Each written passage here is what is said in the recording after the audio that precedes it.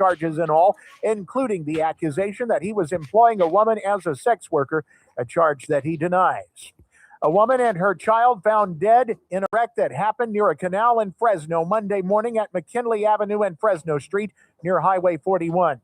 Police there say they found a woman's body in the car in the canal to the hospital where she died, and hours later found the body of her 9-year-old son. The woman is ID'd as 41-year-old Martha Hernandez of Fresno. Tuesday, 4 charges were filed against 29-year-old Jamar Alejo, the man accused of driving drunk and the wrong way in a wreck that happened on Highway 99 near 11th Saturday night, in which the passenger in a car that his car hit head-on died. The charges filed include gross vehicular manslaughter while intoxicated and driving the wrong way on a divided highway. You are being asked by Bakersfield Police to help identify and report the whereabouts of a man accused of breaking into a storage unit and stealing personal items back on January 9th. Bakersfield PD says that storage is on Truxton Avenue, and the man they are looking for is in his 30s, about 5'7", with a medium build and a beard. Police say he was last seen wearing a tan hat, tan pants, and a camouflage long-sleeve shirt. I'm Chris Davis in the KERN newsroom with news every half hour and when it breaks on News Talk 96.1 and AM 1230 KERN. What do you think? This is the Army where you shoot them a mile away? You gotta get a post like this. Little thing, you blow their brains all over your nice Ivy League suit. The Ralph Bailey Show. News Talk 96.1 and AM 1230. KERN. Now make sure you leave the house when you make the call. You understand me? You hear me? Call from an outside line. I mean it. Call in or text to 661-842-KERN. That's 661-842-5376. Listen live at KERNradio.com. Now, the host you've been waiting all day for. Live from the KERN studio, here's Ralph Bailey. Hi, everybody. And a very pleasant good afternoon to you, wherever you may be, however you may be listening, however you may be viewing on YouTube. It's the Ralph Bailey Show on News Talk 96.1 FM and AM 1230, our brand new AM dial 1230. Of course, we're streaming live at kernradio.com, and you can watch us do the broadcast on YouTube. We got another busy show on this Wednesday. It is Masters Week, the par 3 contest, which is just one of the most adorable things in the world to watch. If you're not familiar with the par 3 contest at the Masters, it's really about the kids. That's what it's become, where, you know, most of these guys are in their mid-30s, early 30s, so their kids are 7 or 8, 9 years old, and they dress up in the caddies' outfits. Again, if you're not familiar with the Masters, the caddies must wear these archaic white jumpsuits. Don't ask me why, but they have to wear this. So they put them on the kids, and it's so adorable to see these kids because, you know, they're growing up with a professional golfer in the house. So at 5, they can hit a ball better than I can, like in some cases, literally. And it's just so funny to see these little girls and little boys out there making putts and going crazy. And it's just really adorable. But our good friend Nick Ragone is going to join us at the bottom of the hour to give us an idea of what's going to happen. Probably bring up Mr. Woods at some point. He is off somewhere in Europe getting rehab. And Phil Mickelson is not going to be present in the tournament as well for the first time since 1994. Neither will Tiger or Phil be in. If you're not familiar with the Masters, once you win, you are invited to come back until you die. Fred Couples is in the field this week. I don't think Tom Watson plays any longer, but Jose Maria Olazabal, Sandy Lyle, who literally won in the 90s. It's kind of a cool thing. And they just had the dinner last night. Again, if you're not familiar, the previous year's winner holds what's called the Champions Dinner, where literally no one, including the Masters officials, the wives, the children, no one is involved except the former Masters champions. And the former winner from the previous year, Rory McIlroy, gets to pick the menu. And they asked Rory why he didn't, he's from Northern Ireland, and they asked him why he didn't go, because he went with like Wagyu steak and with the salmon choice and shrimp cocktails, these really fancy shrimp cocktails and pate foie gras and all this fancy stuff. And they asked him why he didn't choose anything Irish, and he said, because I wanted to enjoy the dinner as well, which I thought was kind of funny, meaning Irish food is pretty bland, pretty, I thought the same thing when I was in London. We got to, at the end of my European trip when I was in high school, we got kicked off our flight voluntarily and got to spend the weekend in London and stayed there for 3 days. And the food was horrible. Horrible. It was the only place in Europe that I thought the food was just bland. It's just horrible. Howard Marcus will join us at 4 o'clock. And then in the 5, the folks from Bakersfield College, Savannah Andrews and Dustin Sharper, are going to tell us about their express enrollment program. They have a program where folks can get registered within a day. We'll talk with them. And we'll talk a little sports before we get out of here. You got any Dodger scores? It was 3-3 when I left the house. Please stand by. For the first time this season, the bullpen let us down. Shohei Ohtani pitched well and left the ball game up 3-1. But Jack Dreyer came in and screwed the pooch. And now it is, please stand by. Don't go anywhere. We got till 6 o'clock. Just everybody relax. 4-3 the final. God dog it. We blew a 3-1 lead and lost 4-3. Yeah, win them all. Well, yeah, we're still on our 158-4 pace. Meantime, you're about to get swept by the damn god-awful stinky smellies. Started. Holy Toledo. Started. The team hasn't woken up yet. We haven't reached this level. Although Carl Crawford's son's been killing it for us. Yes, he has. Yes, he has. Let's see what you guys are doing right now.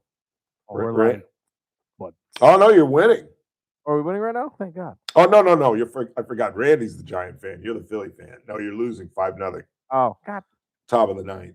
Yeah, you're about to get swept by the damn stinky smellies. Yeah, I forgot. It's Randy is the Giant fan. I'd rather suck early and do well later than, Hey, it all comes down to September, Jack. It all comes down to September. Meantime, there is confusion in the Middle East and confusion here in the United States. There was a peace treaty on the table, a 2-week suspension, a cessation of military attacks, both by the Israelis and the United States and the Iranians, on the promise that the Strait of Hormuz would stay open during that period of time. However, it has been reported that the Iranians have already broken the peace treaty, attacking Qatar, Kuwait, Israel, Saudi Arabia, and the United Arab Emirates, and that the Strait of Hormuz is not open. Carolyn Levitt addressed some of this in the press conference today. Peace talks are scheduled to get underway on Saturday in Islamabad in Pakistan. The Pakistanis have really been playing kind of the liaison in this thing. J.D. Vance, the vice president, is expected to lead the peace talks Saturday. But much of the press conference today dealt with what the president has said and the deadline that he put up and his wording. The press was all over Carolyn Levitt on the fact that the president kind of unprecedentedly, as poorly as I pronounce that word, presidently, basically threatened to destroy Iran. And the very same people that just a month ago he said he was going to save. When he wrote, and I read it to you yesterday, a civilization is about to die. That's what they really attacked Carolyn on, and this is how she responded. It was the Iranians who backed down, not President Trump. He said that they would face very grave consequences, as you just laid out, by the 8 p.m. deadline if they did not agree to reopening the Strait of Hormuz. And what did they do last night? They agreed to reopen the Strait of Hormuz. Well, that's where the confusion lies, because there are reports that the strait is not open and the attacks are continuing on our friends in the Gulf states, which I think in the long run strengthens some sort of axis, some kind of allied axis among us and those Gulf states. But here is more from Press Secretary Carolyn Levitt. It's something the president has discussed, and I think it's something the president will be discussing in a couple of hours with Secretary General Ruta, and perhaps you'll hear directly from the president following that meeting later this afternoon. Thank you, everyone. Talking about the future. And now what? And what if the strait isn't closed? And what about the uranium that they still have? We'll talk about that. Let's go and take our first break of the day. And we come back, we'll talk about what Pete Hegseth, the Secretary of Defense, has said about the uranium that still exists, that even the Pentagon is conceding exists. They're saying that it's buried after Operation Midnight Hammer, the original attack on the Iranians. But there is still talk of putting boots on the ground and going and getting that uranium. I'll tell you what the Secretary of Defense has to say on the topic. Then we're off to Philadelphia, PA, the Commonwealth of. Talk to our good friend Nick Ragone. The Masters gets underway tomorrow. They're going off in threesomes. Spoke to my uncle in Beaufort, South Carolina, which is about 4 or 5 hours from Augusta. He said the weather could not be better. And the forecast is for nothing but sunshine down in Georgia. About an hour and a half, 2 hours from where my mother was born and raised in Savannah and parts of Statesboro, Georgia. I miss Savannah. I need to go back to Savannah. Then Howard Marcus joins us at 4 o'clock. The surgical unit opened up yesterday. You'll hear a quick bite from Ken Keller as we really just absolutely flipped the script on pediatric care thanks to the Small family, Kevin Small and his wife, after a tragic loss of their 12-year-old daughter to pediatric cancer. And then coming up at 5, we'll talk about BC's express enrollment with Savannah Andrews and Dustin Starr. That's all coming up. I would stick around if I you. It's the Ralph Bailey Show on a Wednesday, right here on 96.1 and AM 1230, where we're streaming live at kernradio.com. Kern Radio, News Talk 96.1. Adaptive. And First Look with Scott Cox, mornings 6 to 9 a.m. On the Thursday edition of the First Look program, we'll be enjoying delicious breakfast burritos, and also Dr. Corey will be joining us. Those two things tend to go together, but one is way more exciting than the other. We got the latest on Artemis 2, our deal with Iran. We got news, we got traffic, we got weather, rain's coming. It's all happening 6 to 9 a.m. right here at News Talk 96.1 and AM 1230 and streaming live on the internet at kernradio.com. News Talk 96.1 and AM 1230. KERN. If you're a business owner and you're unhappy with your IT efforts, you need to call the folks at Adaptive Networks at 661-241-0638. As I've told you repeatedly, we turn to the folks at Adaptive Networks because at a radio station, our IT is incredibly important. We don't have time for an IT team to tell us that they'll be here the next day or they'll be here on Monday, on a Friday. That's just not acceptable. And that's what Adaptive Networks is all about. They react quickly and efficiently. And now in this era of scammers where folks are taking your information and holding it hostage, basically getting your info, your passwords, and then contacting you and saying, if you don't give us X amount of money, we're going to release this to the public. Well, that happens. And Adaptive Networks has come to the rescue of many, many businesses in this town and protecting the shields that prevents it in the first place. Call them, Jennifer and Ryan Van Alstyne, at 661-241-0638 or hit them online at adaptive-net.com. And they join us live on the broadcast next Wednesday with Kathy Abernathy. Meet Paul Sheldon's client, Dr. Roland Rodriguez. Hello, this is Bakersfield General Surgeon, Dr. Roland Rodriguez. Fine. Did you just say live with Kathy Abernathy? Well, yeah, because I'm not here next Wednesday. Oh, that's right. But then I realized when I said that, that sounded stupid. I shouldn't have said that. I was thinking in my head, I was like, why did they say, like, I thought you meant that she was going to be the one. I know. That's why I said, that's why I shook my head, because it just confuses people. I don't even know why I said that. It's all good. I totally get why you said it now, but yeah. It was dumb. Health challenges. His long-standing and most experienced and expertly trained team of ladies, Christine, Kelly, and Lynn, continue to masterfully guide the clients through the complicated world of Medicare. You most definitely could not possibly do any better than to reach out to Paul Sheldon several months before turning 65. Thank you. When Medicare matters, our team has the answers. Team Paul Sheldon. 398-2298. Are you looking for a hospital that truly cares for your health and well-being? At Good Samaritan Hospital, they provide high-quality medical detox, psychiatric services, and medical and surgical care. They accept most insurances, including Medi-Cal, Medicare, and Kern Family. They offer Kern County's longest-standing inpatient detox program with dual diagnosis that combines medical care and withdrawal management all under one roof. Learn more at GoodSamaritanHospital.com or call 661-215-7500. Good Samaritan Hospital. They care for their community. Get ready for the 11th annual Mac and Cheese Fest, happening Saturday, May 9th at the Kern County Fairgrounds from 2 to 6 p.m. This year's event is going to be bigger and better than ever. Enjoy endless servings of mac and cheese, along with refreshing beers, spiked seltzers, cocktails, and live music. Tickets are on sale now. For more information and to grab your tickets, visit BakersfieldMacandCheeseFest.com. Happening Saturday, May 9th at the Kern County Fairgrounds from 2 to 6 p.m. This event benefits the Bakersfield Ronald McDonald House.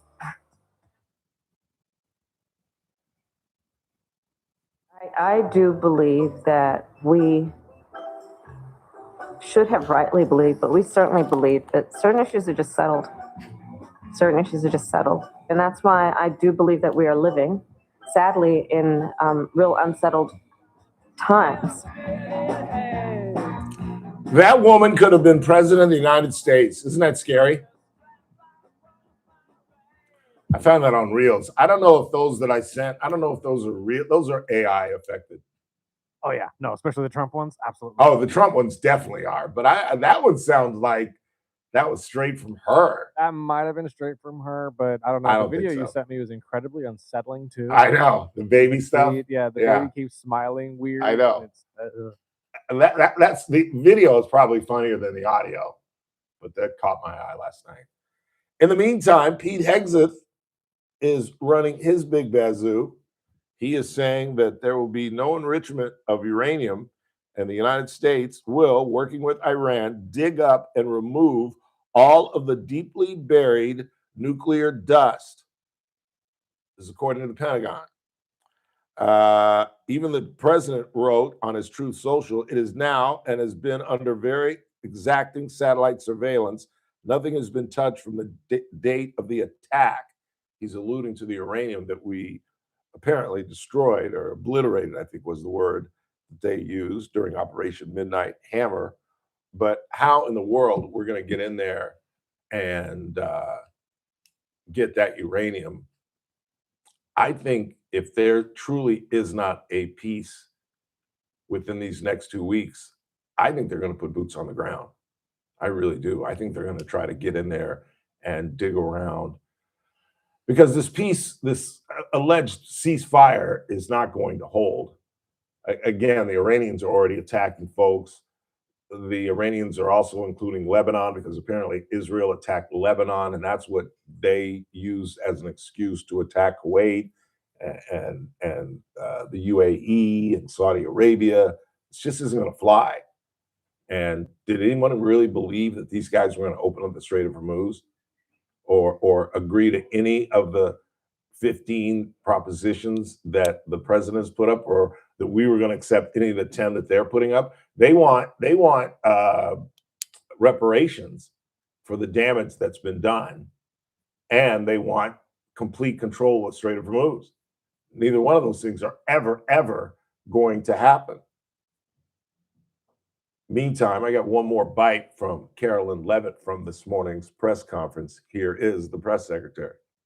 It was a very, very strong threat from the President of the United States that led the Iranian regime to cave to their knees and ask for a ceasefire and agree to reopening the Strait of Hormuz. So it was a very strong threat that led to results. And as the Secretary of War stated at the Pentagon this morning, it was not an empty threat by any means. The Pentagon had a target list that they were ready to hit go on at 8 p.m. last night if the Iranian regime had not agreed to open the strait, which they did. And I think that's something we should all be grateful for. I think these guys are playing checkers while the Iranians are playing chess. I really do. I don't think there was any intention. Of course, they said they were going to close it or open it. Of course, they're going to say that. Why not? And then come right back within hours and start attacking the Gulf states using Lebanon as their excuse. And now you've just kind of highlighted the fact that we want to negotiate. Let's either end this or get the hell out. It's one of the two. And I think at this point, you can almost claim victory. You've got out with a very low casualty rate. You've got an historic, miraculous recovery of an air colonel that was stuck on Iranian property, Iranian territory, and was found like a needle in a stack of needles. According to the Pentagon, according to the administration, you've decimated their air power, their naval power, and according to the president from yesterday, they've achieved regime change. So what else is there to do other than to go get the uranium? And with Hegseth, selling wolf tickets about going in, I think it's a possibility, which is extremely, extremely frightening, because that means not only would we be sending in troops, but you're sending in troops trying to find something, trying to dig around Iran. Now, as we've proven, we can provide air cover for them because we do dominate their air. I'm not debating that. We've debated throughout the week with some hardcore Trump folks who want to insist that we basically control their airspace. You can't say that when they just shot down an F-15. Do we dominate their airspace? Clearly. And like I said yesterday, I would certainly hope so. I would certainly hope so. I think it's amazing that a country our size is, running around patting ourselves on the back because we're dominating a country that's a little bigger than Texas. So, of course, we dominate their airspace, but we don't control it. Not if they can still knock down our jets. It's one thing if they knock down like an A-110, which they did, or, a refueling plane, which did go down. But to knock down an F-15, we had somebody call yesterday and say, well, Ralph, they're not like the fastest jets. Like, what? What? An F-15? According to all the people that I've heard, it had to have been a heat-seeking missile. Even if it's launched from the shoulder, it's still enough to knock down planes. So we do not control their airspace. And if we did, and we control the Navy, then why aren't we escorting ships to the Strait of Hormuz? Why are we trying to get their permission to open up? Why does it depend on them if we control the Navy? Then we should be escorting those ships. But again, we're getting mixed messages from the administration because just a couple of days ago, the president was saying to Western Europe, go get your own oil. I just can't figure it out.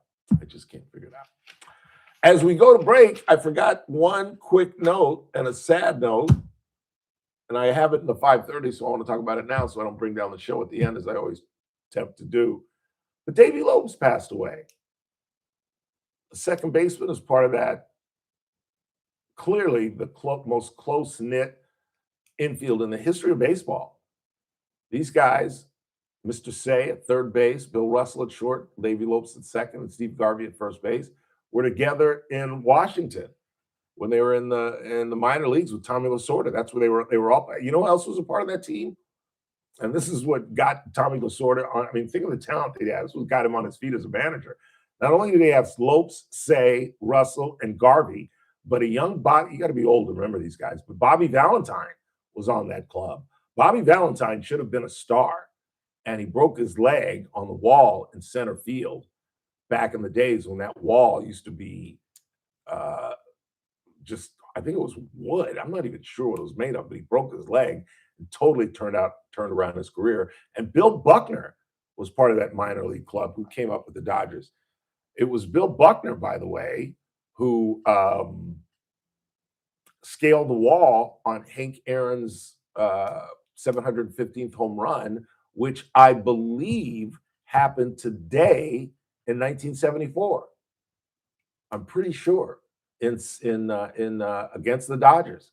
Al Downing was pitching, who we've had on the show, and who I met at Westchester Golf Course in Los Angeles. He's a left-handed golfer and a left-handed pitcher. And the story goes that Hank, it was a horrible experience for Henry Aaron.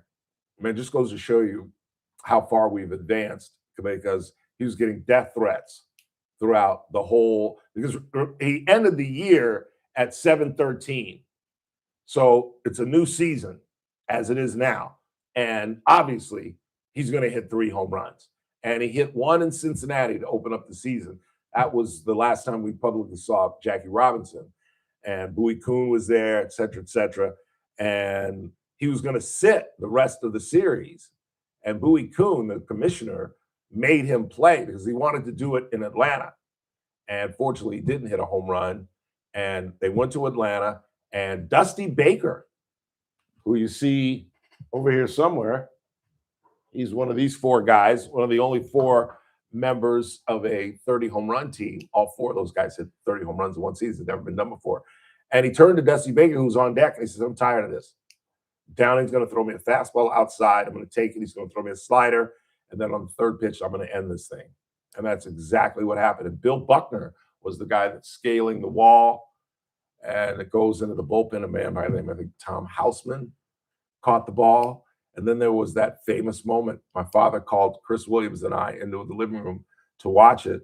And as we're watching it, and he's circling second base, these 2 white kids come out of nowhere and start running with him. And Turn right.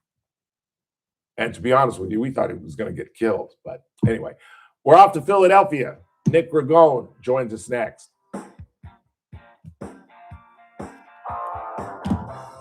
By a thread after the Islamic Republic closed the Strait of Hormuz again in response to Israeli attacks in Lebanon. The White House demanded Wednesday that the channel be reopened and sought to keep peace talks on track. Oil prices plunged below $95 per barrel and stock markets surged worldwide after President Trump pulled back from his threat of devastating attacks against Iran. The S&P 500 leaped 2.5% Wednesday after Trump announced a 2-week ceasefire. The Dow Jones Industrial Average soared 1,325 points, and the NASDAQ Composite rallied 2.8%. To be sure, stock prices are still below what they were before the war. More details at srnnews.com. Kern Radio, News Talk 96.1 and AM 1230, KERN. Gold demand is skyrocketing to record highs. As more Americans rush to preserve their savings, will there be enough gold? I'm Dr. Ron Paul, and I believe physical gold is the only way to truly protect your 401k or IRA savings. Gold offers tangible security that can't be tracked, stolen, or inflated. That's why I strongly advocate for gold IRAs. To learn more, text the word secure. How long does this have to stay up there? 9898 now. Birch Gold Group will send you a free info kit on gold IRAs. Birch Gold is the only gold company I trust, and their thousands of great reviews prove I'm not alone. So don't wait another second. Protect your retirement savings today and see how easy it is to move your IRA or 401k into physical precious metals. Text SECURE to the number 989898 for your free gold IRA info kit. Again, SECURE to 989898. Message and data rates may apply. We asked parents who adopted teens to share their journey. Nathan has taught me to embrace the moment. Age-wise, I'm in the late 60s. I'm old enough to be his grandfather. Will he be embarrassed to acknowledge me as his dad? I think the most important thing we can do is let them know that they're safe, that they're valued and cared for and loved, and that they're important. I knew I wanted to be adopted by him because of how he taught me to be the person who I am today. And it's coming from a dad that didn't expect to become a dad. And I feel very proud to be his son. That was what he needed, and he was what I needed. Every day is full of new opportunities. That's what it's been about, realizing the simple things that it takes to make such a huge difference in these kids' lives. Learn about adopting a teen from foster care at adoptuskids.org. Brought to you by Adopt U.S. Kids, the U.S. Department of Health and Human Services, and the Ad Council. Thursday edition, Clay Travis, Buck Sexton Show. We will break down the absolute latest ongoing situation in Iran as oil and gas prices collapse and stock prices surge. All very positive, but the ceasefire continues to have drama. We will discuss all that more. You won't want to miss it. Thursday edition, Clay and Buck. Clay Travis and Buck Sexton, live at 9 a.m. News Talk 96.1 and AM 1230, KERN. Kern Radio, News Talk 96.1 and AM 1230, KERN.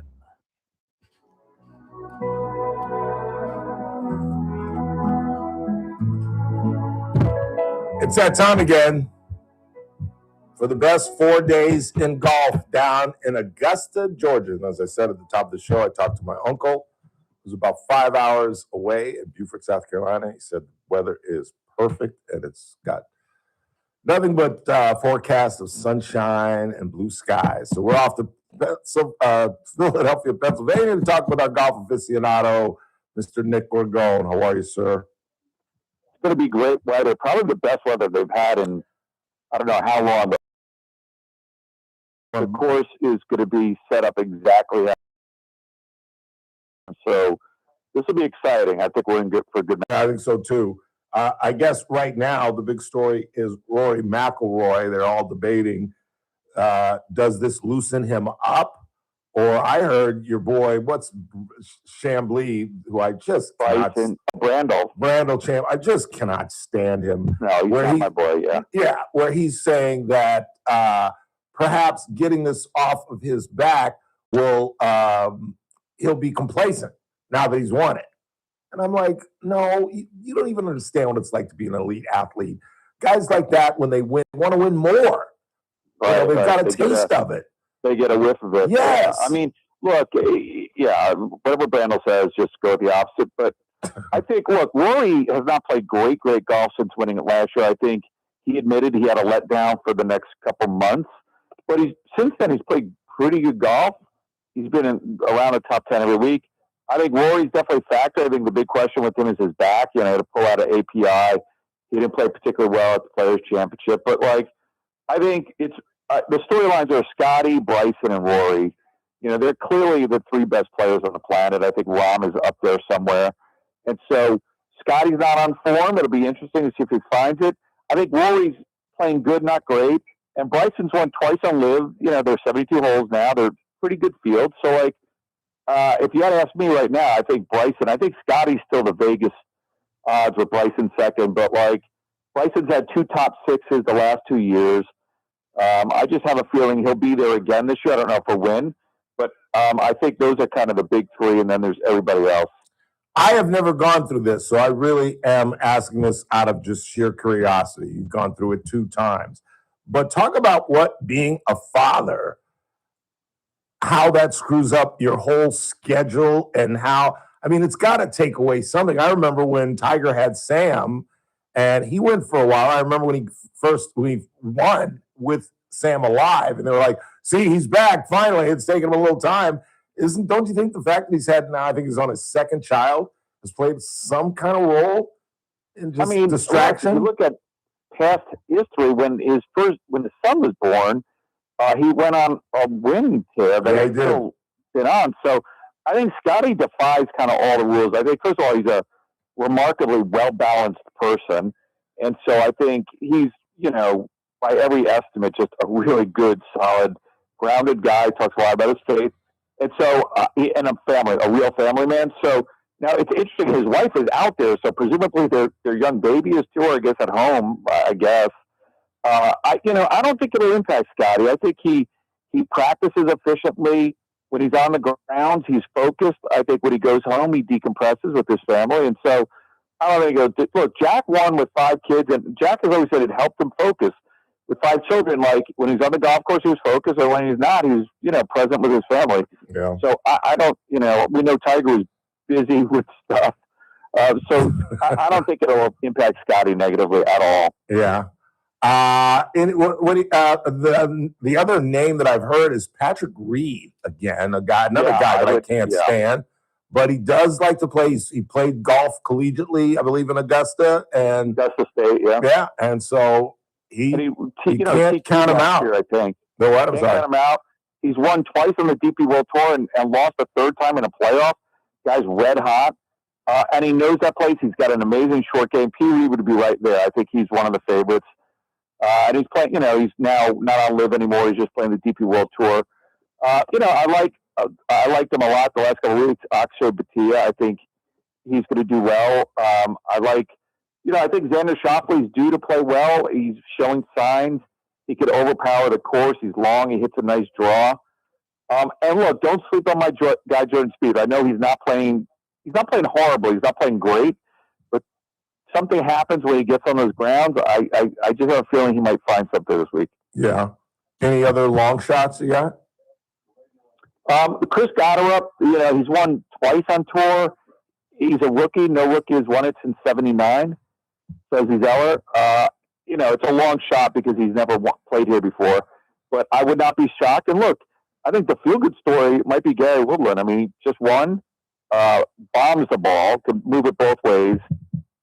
Look, he sort of has his ups and downs, as he talked about with the mental health. But, Gary would be a overwhelmingly popular person. And then, Justin Rose, too. I mean, Rosie won earlier this year at Torrey Pines. He's, come off his form a little bit, but he knows that place. He plays it well. I think Justin Rose could be there. The other person I look at is Sergio. He's really middling golf, but he always plays well there. Yeah. He somehow, some guys just, Olazabal was like that. Olazabal didn't really win anywhere else, but when you got him on Augusta, he'd always win. Yeah. So why is I that? think Ollie, if Colin Morikawa was healthy, I'd say he'd have a nice look at it, but he seems like his back is still bothering him. Yeah. Why is that? Why are there so many repeat winners? Ben Crenshaw, Jack Tiger, Longer. I mean, there's so many guys that have won it more than once. Why is that? Well, two reasons. One is it's a small field, 75 players, so just statistically you're going to get more repeat winners. And the other thing is it's such a finesse, it's really a giant putting contest. It's such a short game finesse thing, and there's so much local knowledge that you need to know. It's such a unique place. The pressure's unique, and it's one of those things where it suits certain people, and there's no rhyme or reason. Crenshaw was a great putter, that's obvious. Wasn't a long hitter. Longer, not a bomber. Bubba Watson, a bomber. Bubba won there twice. Right. Phil won there 3 times. Faldo won there 3 times. It doesn't suit any particular style of game other than people that get there and they just fall in love with it, and they know that, they know where to miss the ball. They know where to put it in different spots. Watson won twice, but Watson was in contention 4 more 5 times. Seve only won twice. He was in contention in 87, 86, 87, 88. It seems like the same guys every year around the leaderboard. Yeah. Every year, Jumbo Ozaki used to make a run at it back in the late 70s and 80s. They never won it, but certain guys always just hung around. And Seve should have won it in '86 when Jack won it. I just was watching he was in the clips lead, of that. He rinsed it. 15. He took it. Snapped like a 6-iron. Yeah, no 4-iron, but he just pull hooked it. And then in '88, 87, he got in the playoff with Norman and Mize. People forget Seve was in that playoff. He bogeyed 10. '88, he was right there. Watson was there a bunch of times, including '91 when Woozy won his first time. Watson was right there. So in '94 when Ollie won, Watson was there. And there's certain guys that you just put on the grounds. Even when Phil wasn't playing great, you put him there. Phil, remember 2 years ago, T2'd. Yeah, he was on Live. Yeah. So, I'm sort of sad Phil's not playing this week either, because look at Freddie. How many times is Freddie top 10 when he's over 50? Yeah, and he's in the field this week, too. He's in the field, and I think he's the oldest player in the field, and he has a fighting chance at making the cut. That's what's the other thing. Longer missed the cut last year at 67 by 1 shot, and the guy can't even drive at 250. So that tells you how much of that course is predicated on knowing where to miss it, knowing where to hit it, and getting up and down. I mean, a guy like Longer, he said he hit fairway woods into virtually every hole except for number 3. And he nearly made the cut. Here's my favorite stat. In 1998, the year after Tiger won, Jack finished T5 at 58 years old, beating Tiger. Wow, I did not know that. At 58? At 58, In 1998, Jack finished T5, beating Tiger, who didn't even top 10. And, Tiger put the jacket on O'Mara, who won that year. But, Tiger, young gun, greatest of all time, wins in record fashion. The next year, Jack still beats him. Yeah. That's what golf is.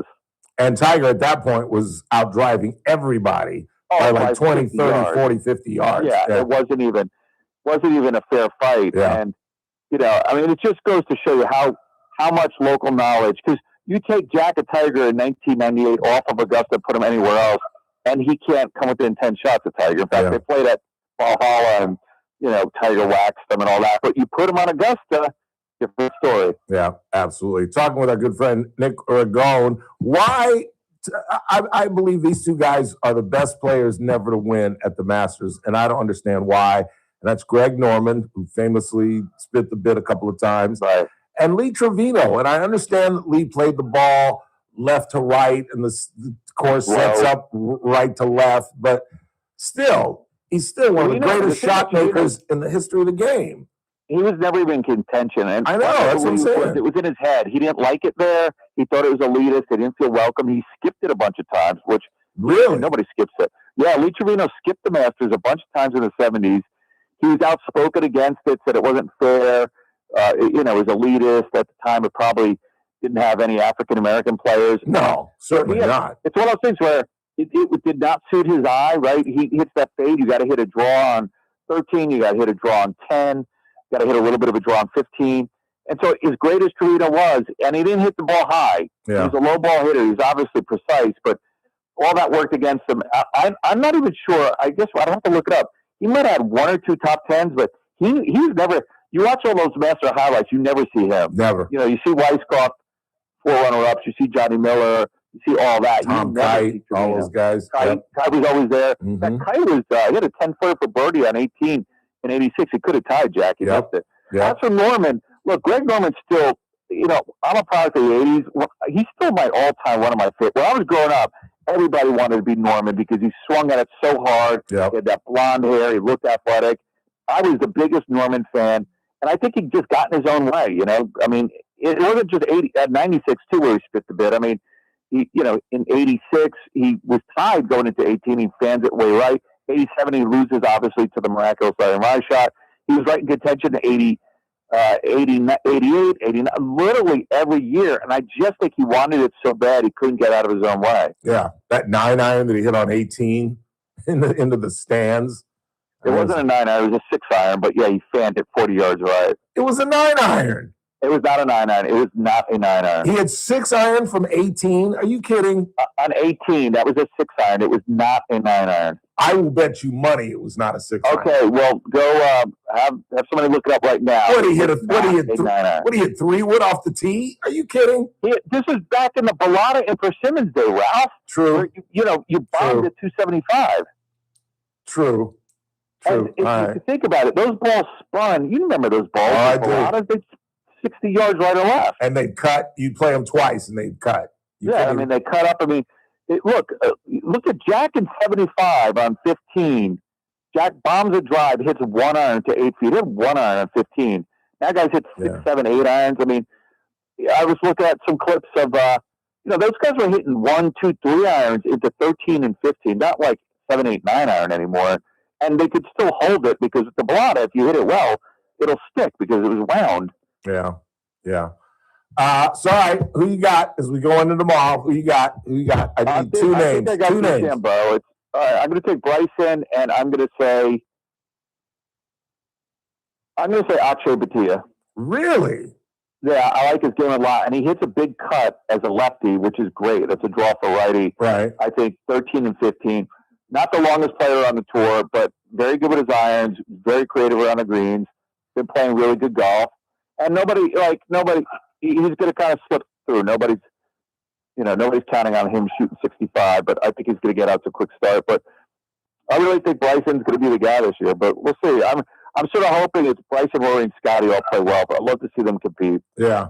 The Gary Woodland story is just incredible. We talked a little bit about it, and then the next day I realized that I didn't even give the story credit because I didn't realize that he'd had brain surgery. Yeah. I knew about the tumor. I knew about the PTSD, but I didn't know that they had removed the tumor and that he went through brain surgery. And that's when he got the PTSD. And he went 6 years without winning, and then that emotional win just a couple of weeks ago. So I'm rooting for Gary a little bit. It's hard not to root for him. I mean, to play golf at the elite level is so difficult, but to do it when you have PTSD, which part of the tumor still sits on the nerve that controls anxiety. Yeah. Imagine all the sports where you can't, you have to regulate your anxiety. Golf, and this guy can't because the tumor's sitting on it. Any quick movement that startles him sends him into flight or fight mode and tears. Yeah. So imagine you're on a crowded golf course. You're constantly being barraged with stimulus. You have a tumor sitting on the nerves that control anxiety, and there's nothing you could do about it, and you still win. Yeah. And it's the one sport, at least for me, where, like everybody, if you play sports and you're not nervous before the tip-off, before the kickoff, or before the first pitch, there's something wrong with you. Bill Russell used to throw up before every game, literally. But as an athlete, as I remember, once the ball goes up in the air, you forget about it and you just play. Golf is not like that. Golf is not like that. Lee Trevino tells a great story about it. I think he's about to win the Canadian Open. You're going to correct me, I'm sure, but he's about to win it. Yeah, and he needs to two-putt, and he's got a 3-footer left.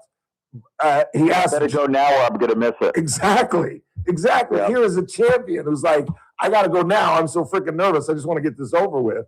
And so to think that of all the sports to have anxiety and brain thoughts, it's just remarkable that this guy was able to come back. It really was. Yeah, I'm sorry. It wasn't in 84. He won the Canadian Open in 71. So Trevino went on a stretch in 6 weeks in 1971 where he won the Canadian, the U.S. Open, the Canadian, and the British Open. Never been done before. Will never be done again. Yeah, people don't realize what a great shot maker he was. Yeah, he really. Nicholas always said the two best ball strikers he ever saw were Hogan and Trevino. In fact, the course that I just joined, Philadelphia Country Club, right down my street, hosted the 1939 U.S. Open, which is arguably one of the most famous of all time, where Snead triple bogeyed the last hole to lose to Byron Nelson. All he needed was a par, and he didn't realize that there was no scoreboards. And he tried to hit a 2-wood out of a bunker, and hit the lip and ended up making triple. and missed out on a playoff between Snead and two other guys.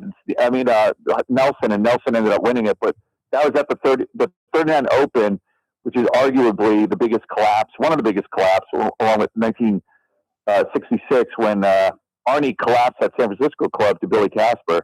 One of the great opens that happened at my club down the street. Yeah, pretty cool. I'll leave you with this. Did you hear that Davey Lopes passed away? I did. That's sad news, man. I used to love watching that Dodgers infield of Garvey, Lopes, and Russell. Yep. Arguably one of the best of all time. Oh, no question. And I've been fortunate enough to meet every one of those guys. We had Garvey. We had Garvey in here about a year ago when he was running for the Senate. Yep. And I hosted. They were all stars at one point, not together, but like Say was a kind of perennial. Garvey was a perennial. Yep. Lopes got there 2 or 3 times. A few times. Oh yeah, I was just telling a story about my dad yesterday. We were talking about the phrase "boogity boogity" and what does that mean? And I explained that means that you got a little boogity boogity, and it means you got a little racism. But you're not a racist, but you got a little, and I was explaining how my dad, being born in 1942, growing up in the 40s and the 50s, kind of had a resented white folks, to be blunt. He wasn't a racist. But he would occasionally say some... He had a good reason. He grew up in the Jim Crow South. Yeah, and he would kind of say some boogity things. I don't just tell a story. Didn't your dad break some barrier? Didn't he play college sports, or am I thinking of... No. I know Tiger's dad was the first African-American baseball player at Kansas State, I think. Really? Or in a Big 8 or something. He was somebody, yeah. Yeah, all right. So we'll talk to you tomorrow? I want to walk through the whole week. The golf season doesn't officially start until Thursday morning at the Masters when Jack and Watson and Gary Player kick it off. Yeah. Why is this so popular? Is it the course? Because we come back to it every year. We're so familiar with it. Is that what it is? The course itself? Part of it, and the greenery and the way they do it. It's walking back at a time portal where decorum matters and gentlemanliness matters, and there's no corporate sponsors. I mean, they've perfected it, and it's not only do we know every hole in the back nine, we know 20 different shots on every hole in the back nine. Yep. No falls. Another course other than a stadium course where you could if I said 16, I could tell you 10 putts right now on Tiger's chipping and Norman rinsing it, Jack rolling in a 50-footer and 75 and on and on and on. And you could do that almost on 13, on 15. You could 12. How many guys that that Winston, Spieth, and Freddie hanging it on the corner there, and all those shots, and you could recall them instantly. Yeah, and if you're a true fan, you not only know the holes, you know the whole placement on Sunday.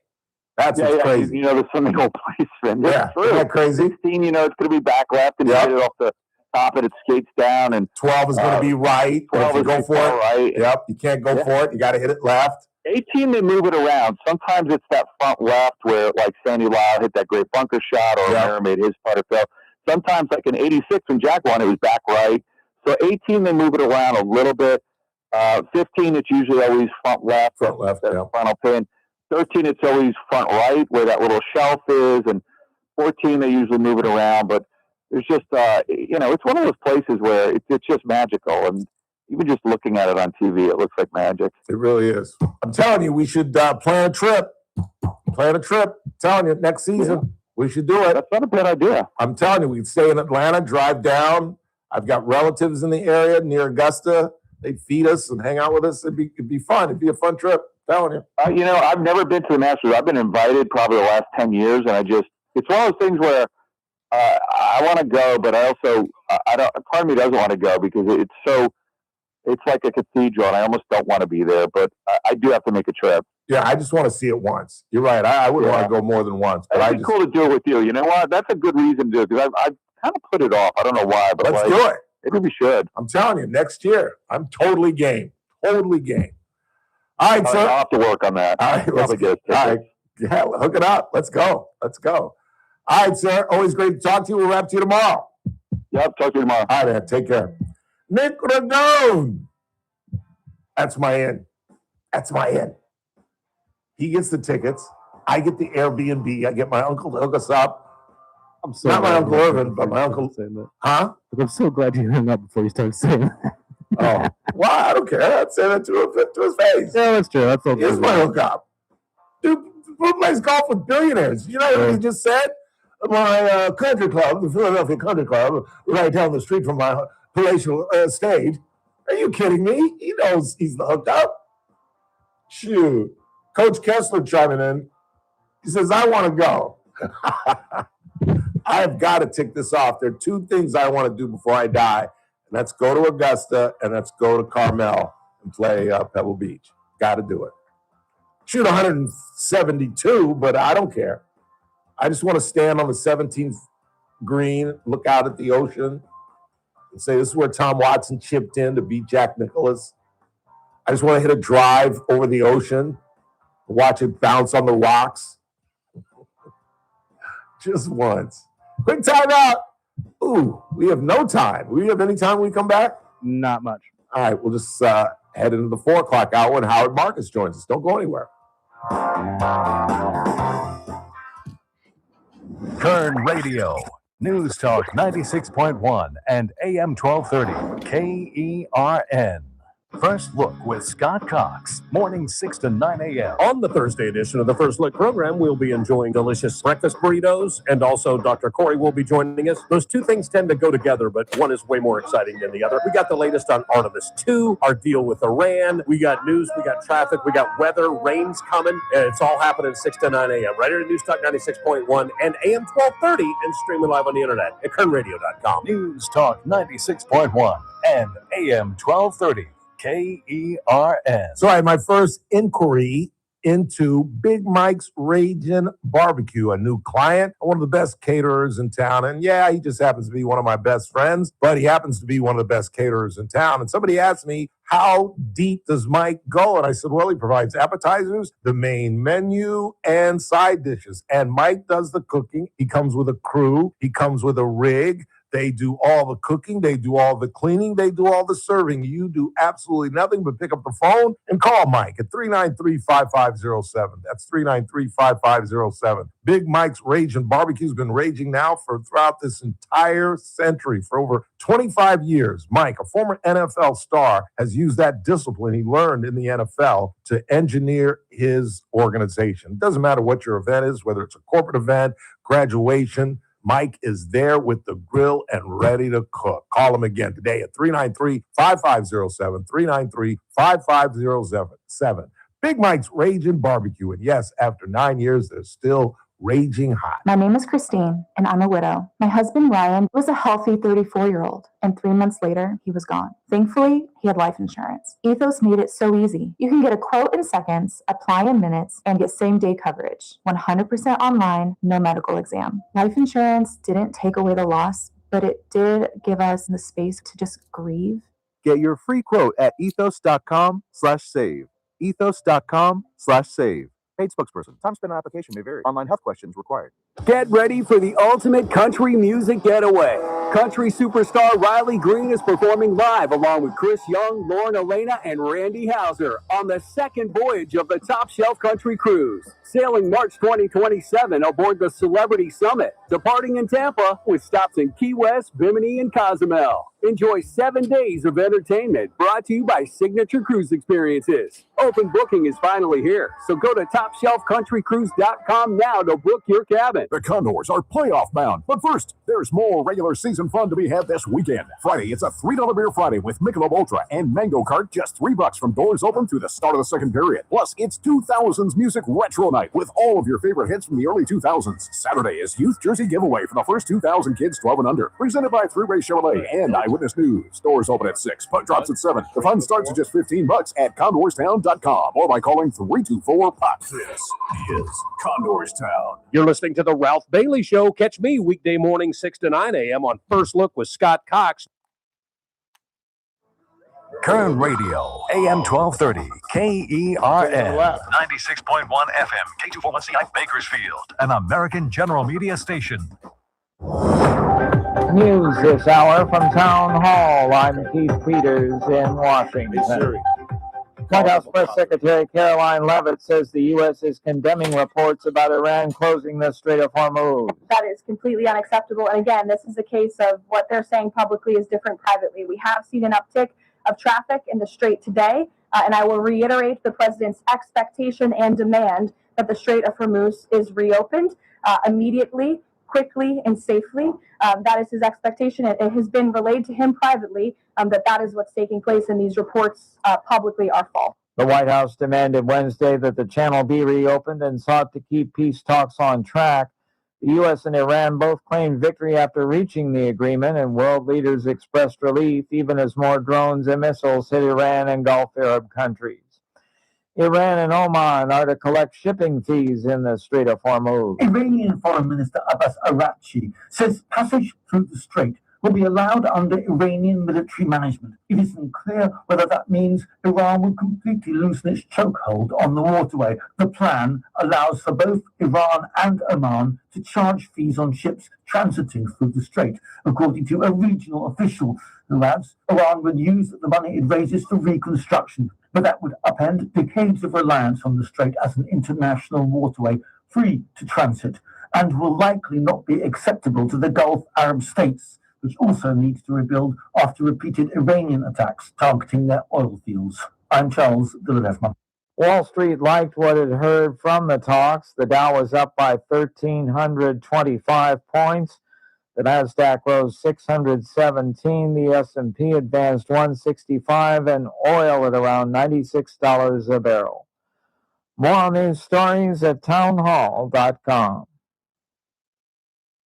If you don't care about saving 50% off your wireless bill for the same 5G coverage the big guys are charging a fortune for, maybe you care about keeping jobs in America. Pure Talk does. They've pledged to run their entire operation from this country, including all their customer service. Or maybe you care about our nation's veterans. Pure Talk does. They've donated hundreds of thousands of dollars to America's Warrior Partnership, a fantastic organization working hard to prevent veteran suicide. Or maybe you care about closing America's skills gap. Pure Talk does. They're a proud supporter of MicroWorks. They're helping my foundation train the next generation of skilled workers. Don't get me wrong. Saving money's great, and you'll save plenty with Pure Talk. But if you want to be in business with people who share your values, dial pound 250, say micro, and switch to an American wireless company that actually stands for something. Pure Talk. From the KERN Newsroom, your live and local news update on News Talk 96.1 and AM 1180 KERN. What's being called a suspicious death in downtown Bakersfield. I'm Chris Davis. And that's why Bakersfield PD homicide detectives are on the case, says the police department. That happened last night shortly before 11 when both police and firefighters were dispatched to 20th Street in an area just west of Highway 204 on report of a person with major injuries. That person was taken to the hospital and died there. Police have not released any info on what kind of injuries those were, and no name has been released yet. The sexual assault of a female relative who was 15 years old at the time is why Ricardo Alvarez of Bakersfield is going to prison. Alvarez was found guilty of several charges related to that Tuesday, says the Kern County DA's office. The girl reported the incident, saying that it happened after Alvarez had helped the family move back on June 28, 2023, and that he assaulted her while the two watched videos on an iPad while they were resting. Alvarez faces a possible 5-year sentence. The Strait of Hormuz must be opened as the agreement says Congressman David Valadeo, speaking before the announcement that a ceasefire had been reached with Iran that includes the opening of the strait as part of the agreement. Valadeo says he is glad to see the intervention from the Pakistani government, which helped the president and Iran reach the temporary deal, which could make way for gas prices to come down. The man who was shot and killed last Thursday when he broke into a house in Tehachapi has been ID'd by the Kern County Coroner's Office as 47-year-old Jason Gerard Velasquez of Glendale. The Kern County Sheriff's Office says that happened on Alta Vista Avenue and that the homeowner has not been arrested and is cooperating.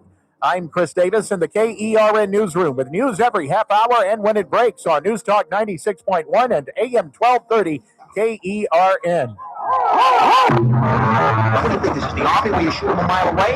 You got to get up close like this. Little thing, you blow their brains all over your nice Ivy League suit. The Ralph Bailey Show. News Talk 96.1 and AM 1230 KERN. Now make sure you leave the house when you make the call. You understand me? You hear me? Call from an outside line. I mean it. Call in or text to 661-842-KERN. That's 661-842-5376. Listen live at KERNradio.com. Now, the host you've been waiting all day for. Live from the KERN studio, here's Ralph Bailey. Hour 2 of the broadcast on this Wednesday.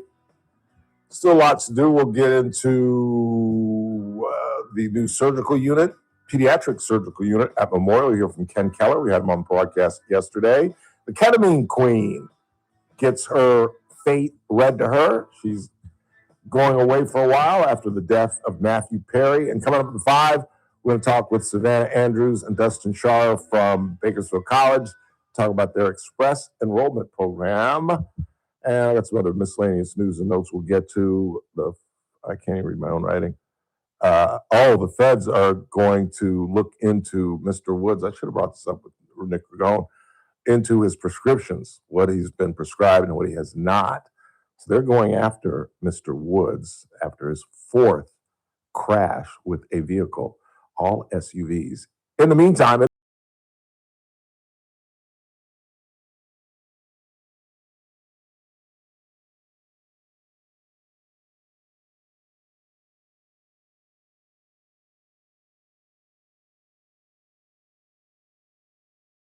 my air conditioning that keeps going out. It makes for a really long day. Well, what do you have to do? Where are you going to these days? Well, I go down to Bakersfield on Wednesday, shoot ski in the morning, and then usually I have a list of honeydews from Mary. We should slide by. 85 degrees. We should slide by here and come in studio. Oh my God! Well, think about it. I get up at about 4:30 to get to Bakersfield when it's all said and done by about 8. So if I wait until 4, it's already a 12-hour day. 4:30. I get no air. I'll get it fixed, but my God. Why are you getting up at 4:30 in the morning? That's my normal time. I don't even need an alarm. 4:30 on the dot, I wake up and go, what am I doing up? You know. What time do you go to bed? About 10 o'clock. 1, 2, 3, 4. I get about 6 hours sleep. You know, it's the older you get, supposedly the less sleep you need, and I've noticed that that's pretty much true. You know, I haven't had a good 8 hour sleep in years. I don't seem to need it as far as I can tell. And you don't take naps or anything? No. Really? Yeah, no. Wow. I've always been that kind of way. I'm not one of those guys that likes to sleep anyways. I don't know how to describe it. There was a line in a movie, actually with Journey to the Center of the Earth, when the guy talks about he hates sleeping. He was insomniac. He said he called it the little death. Yeah, and then I'm not that extreme, but just, you know, I'm not a big napper. I thought you needed more sleep as we got older. Well, supposedly you get less. You know, they say if you get about 5-6 hours sleep, you're good. I don't know. Maybe I think when you're younger, you probably need more sleep because your metabolism is running a lot hotter. I am an insomniac. I am troubled by the fact that I'm not sleeping well. I had a horrible day on Monday because I got back from LA late, and I got back around 10, 11, and you know, I just had I slept in the car, and I just had, you know, I was just adrenaline going. I don't know, and didn't get to bed till like 3, 4 in the morning, and got up at 7, and just was dragging ass. My eyes hurt. I was just dragging the whole day. I felt horrible. Well, you know, like the car, you're not getting probably any REM sleep. You're just passed out, kind of. You're probably getting deep, restful sleep. Yeah. I do okay. You know, the problem is at an age though. When you're a certain age, you're getting up every hour to go to the bathroom, anyways. Like, you know, that's kind of my routine anyway. So, you know, it's okay. I'm not upset about it. It just is what it is. Yeah. You know, I'm getting older. Are you on a CPAP? No, I can't wear one. I had my nose broken 3 times. That's one of all things by a range steer. But anyways, it's a physical obstruction.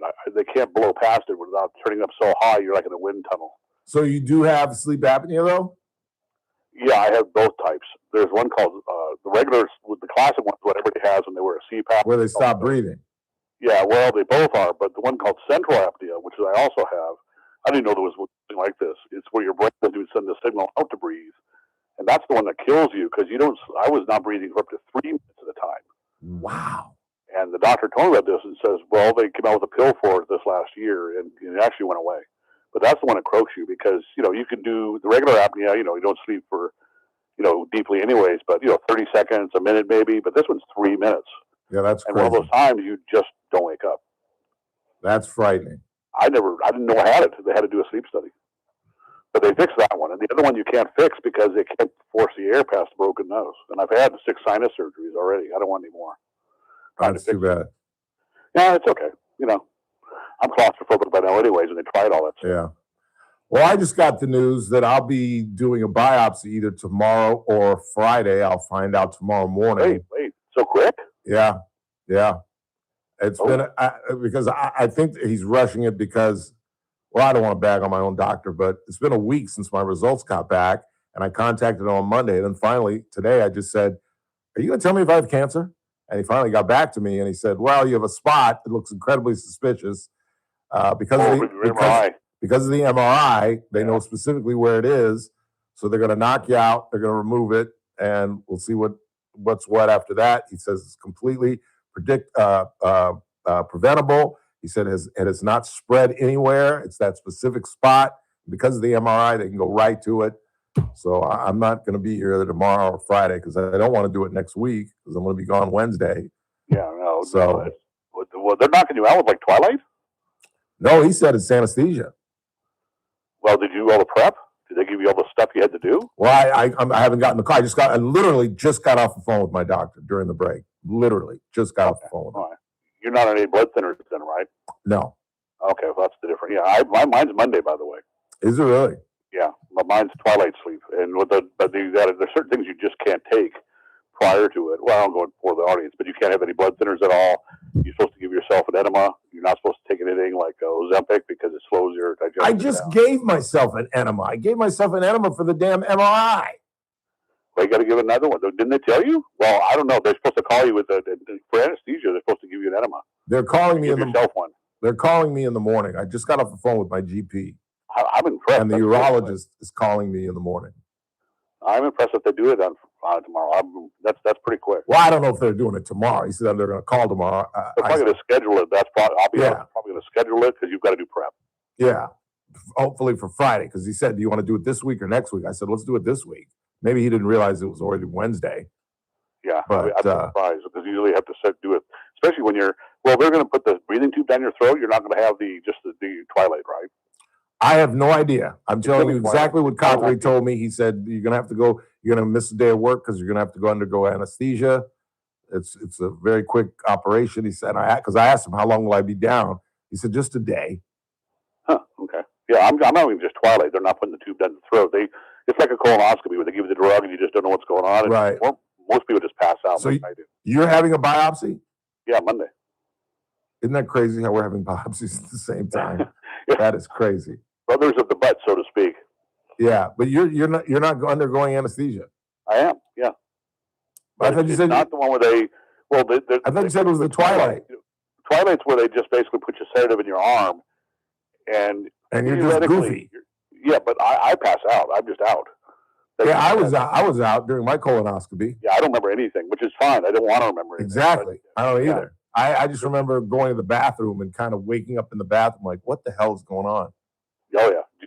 But yeah, same thing. It's going to be probably, just a guess, it's probably going to just be that. It's anesthesia. That's what he said. It's not where they put you under with an anesthesiologist and a breathing tube and all that. It's probably like the Twilight. It is anesthesia. It's just a different style. Okay. All right. Well, let's stop boring everybody with our everybody's running away from the radio. Yeah, our medical problems. What do you think of what's going on? Do you even know what's going on? Can you tell me what's going on? With what? The With ceasefire? yes. I think the ceasefire is a horrendous mistake because what's going on is the Iranians are already releasing obviously false talking points. As far as the 10 things that they demanded, it's basically their demands, which they're not getting.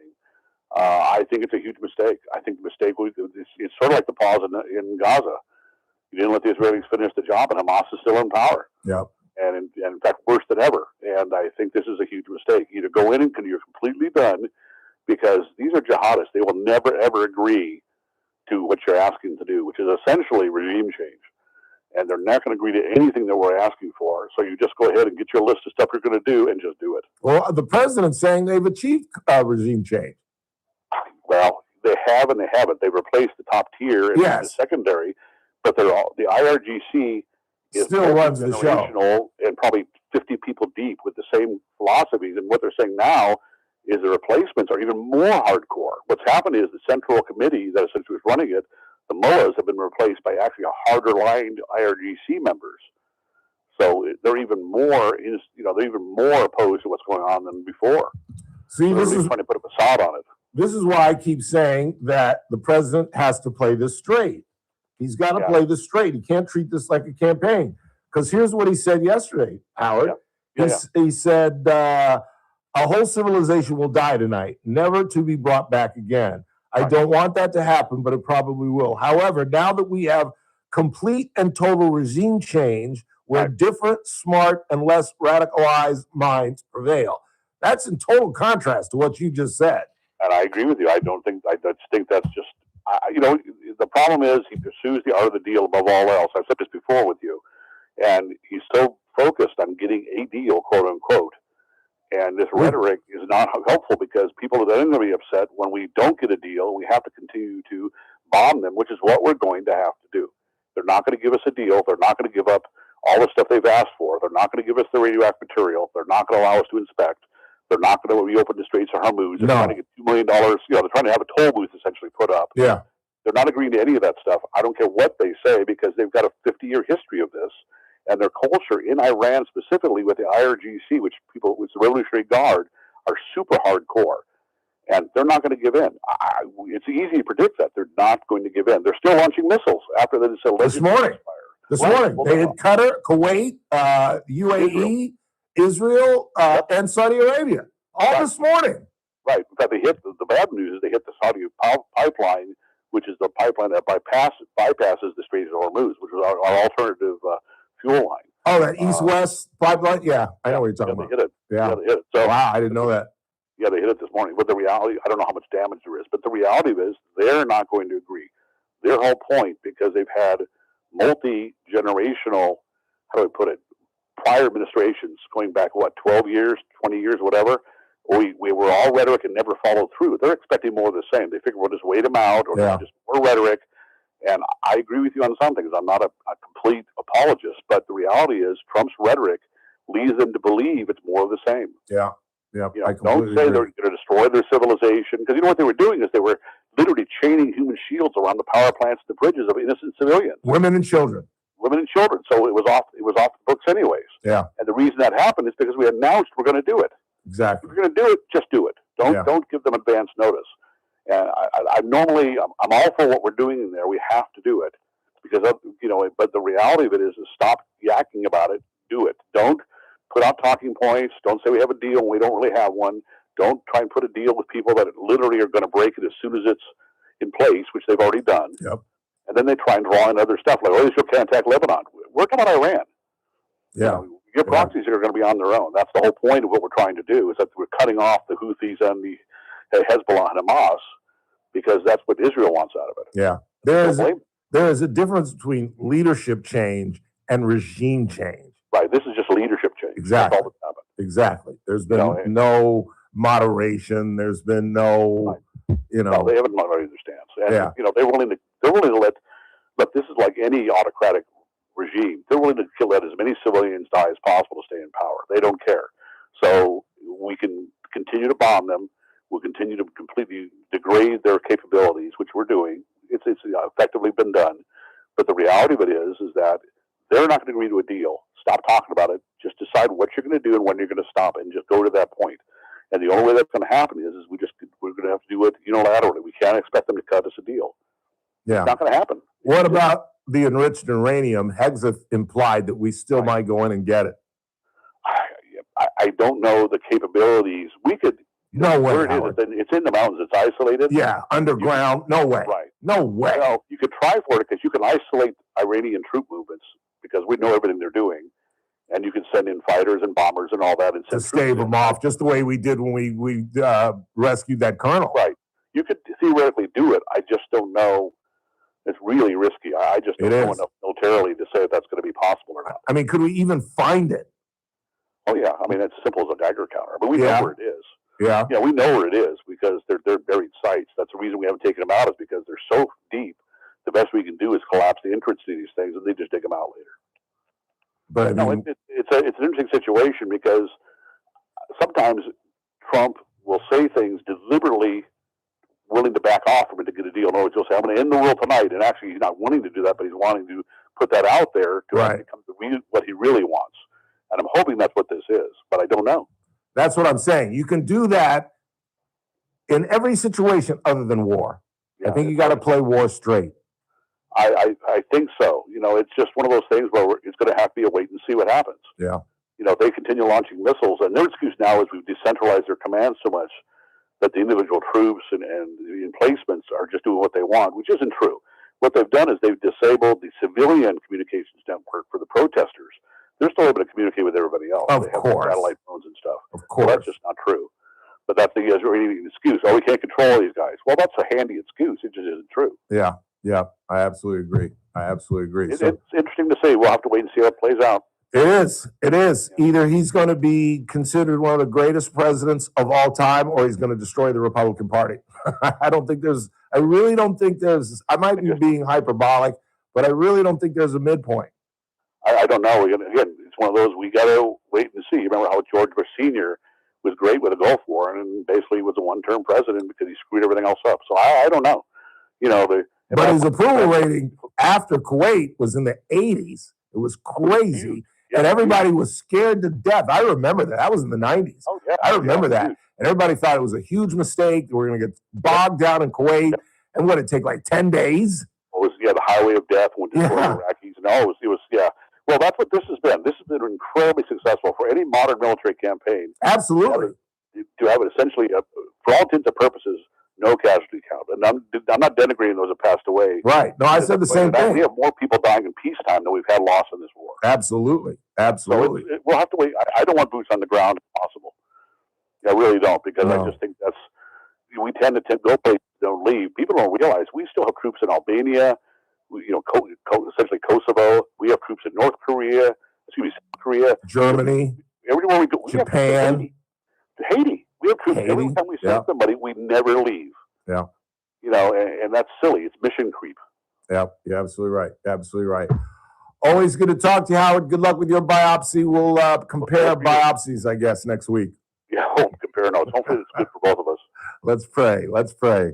Always good to talk to you. Say hi to Mary for us. All right, sir. All right, man. We'll talk to you later. Howard Marcus. Quick timeout. We'll check the board, see what you all are talking about, get to the bottom of the hour. A couple of things on the board. New pediatric surgical unit at Dignity Memorial Hospital. You hear from Ken Keller, our guest from yesterday. And the ketamine queen is going away for a long time. Although I got to be honest with you, from what I read, she took it like a man. She literally said to the, and I'm sure, this is obviously, it's sentencing, so you're going to say whatever you got to say, but she was like, I take full responsibility for this. I got caught up.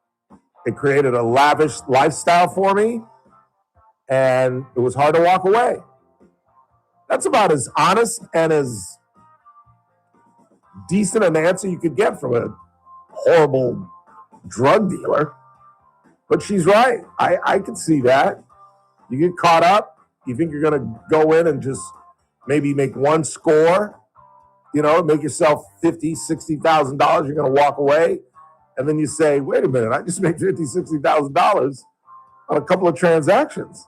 And I got a couple of doctors in my back pocket that are helping me get the ketamine. Let's roll with this. In a palatial Hollywood pad, running around in Beverly Hills. I could never do it, but I could see it. It's what Chris Rock said about OJ. I'm not condoning it, but I understand. Quick timeout. Coming right back. It's TRBS on a Wednesday. Right here on News Talk 96.1 and AM 1230, where we're streaming live at kernradio.com.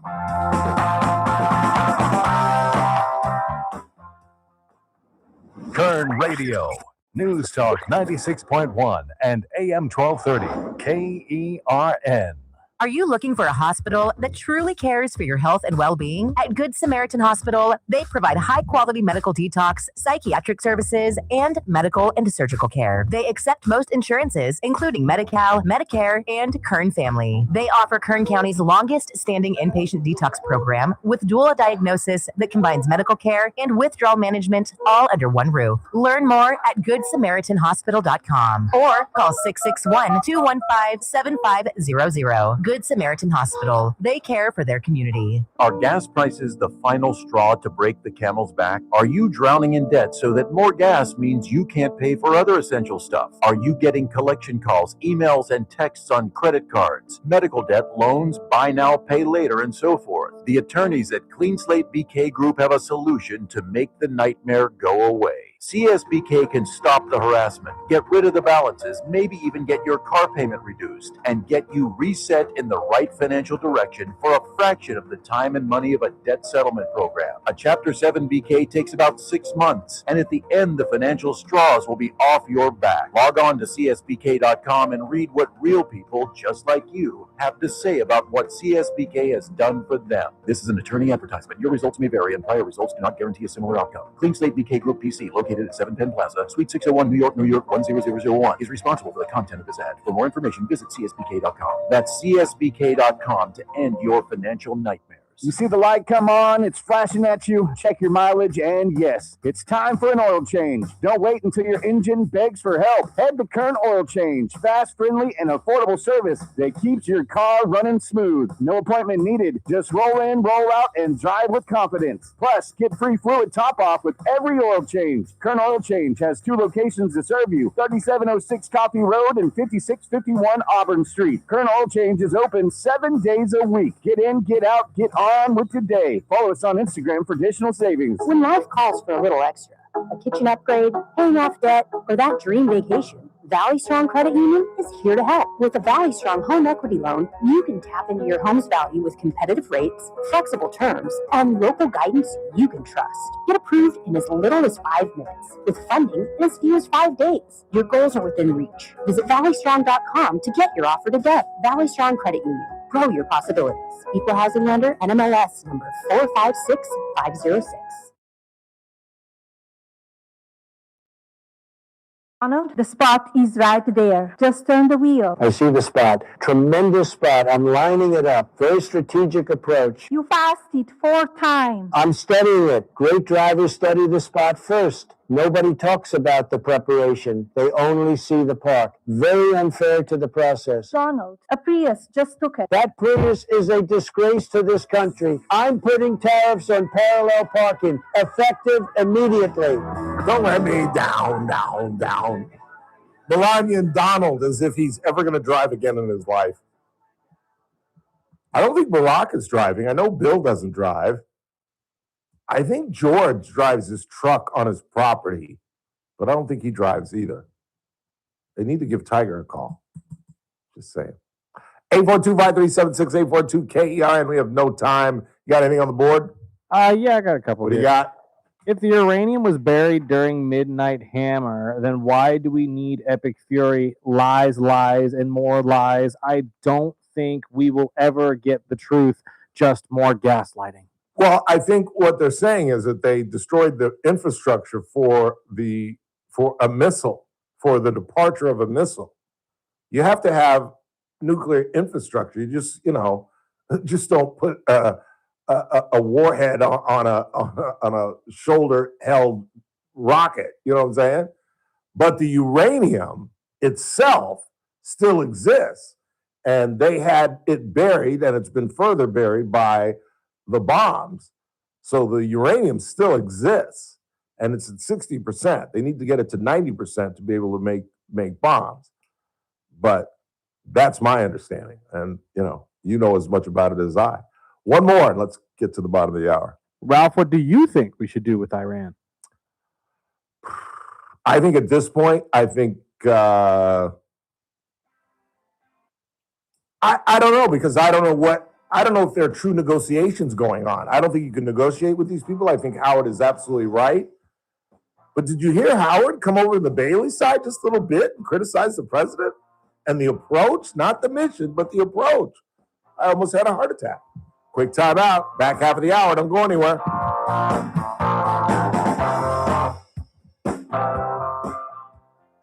Kern Radio, News Talk 96.1 and AM 1230, KERN.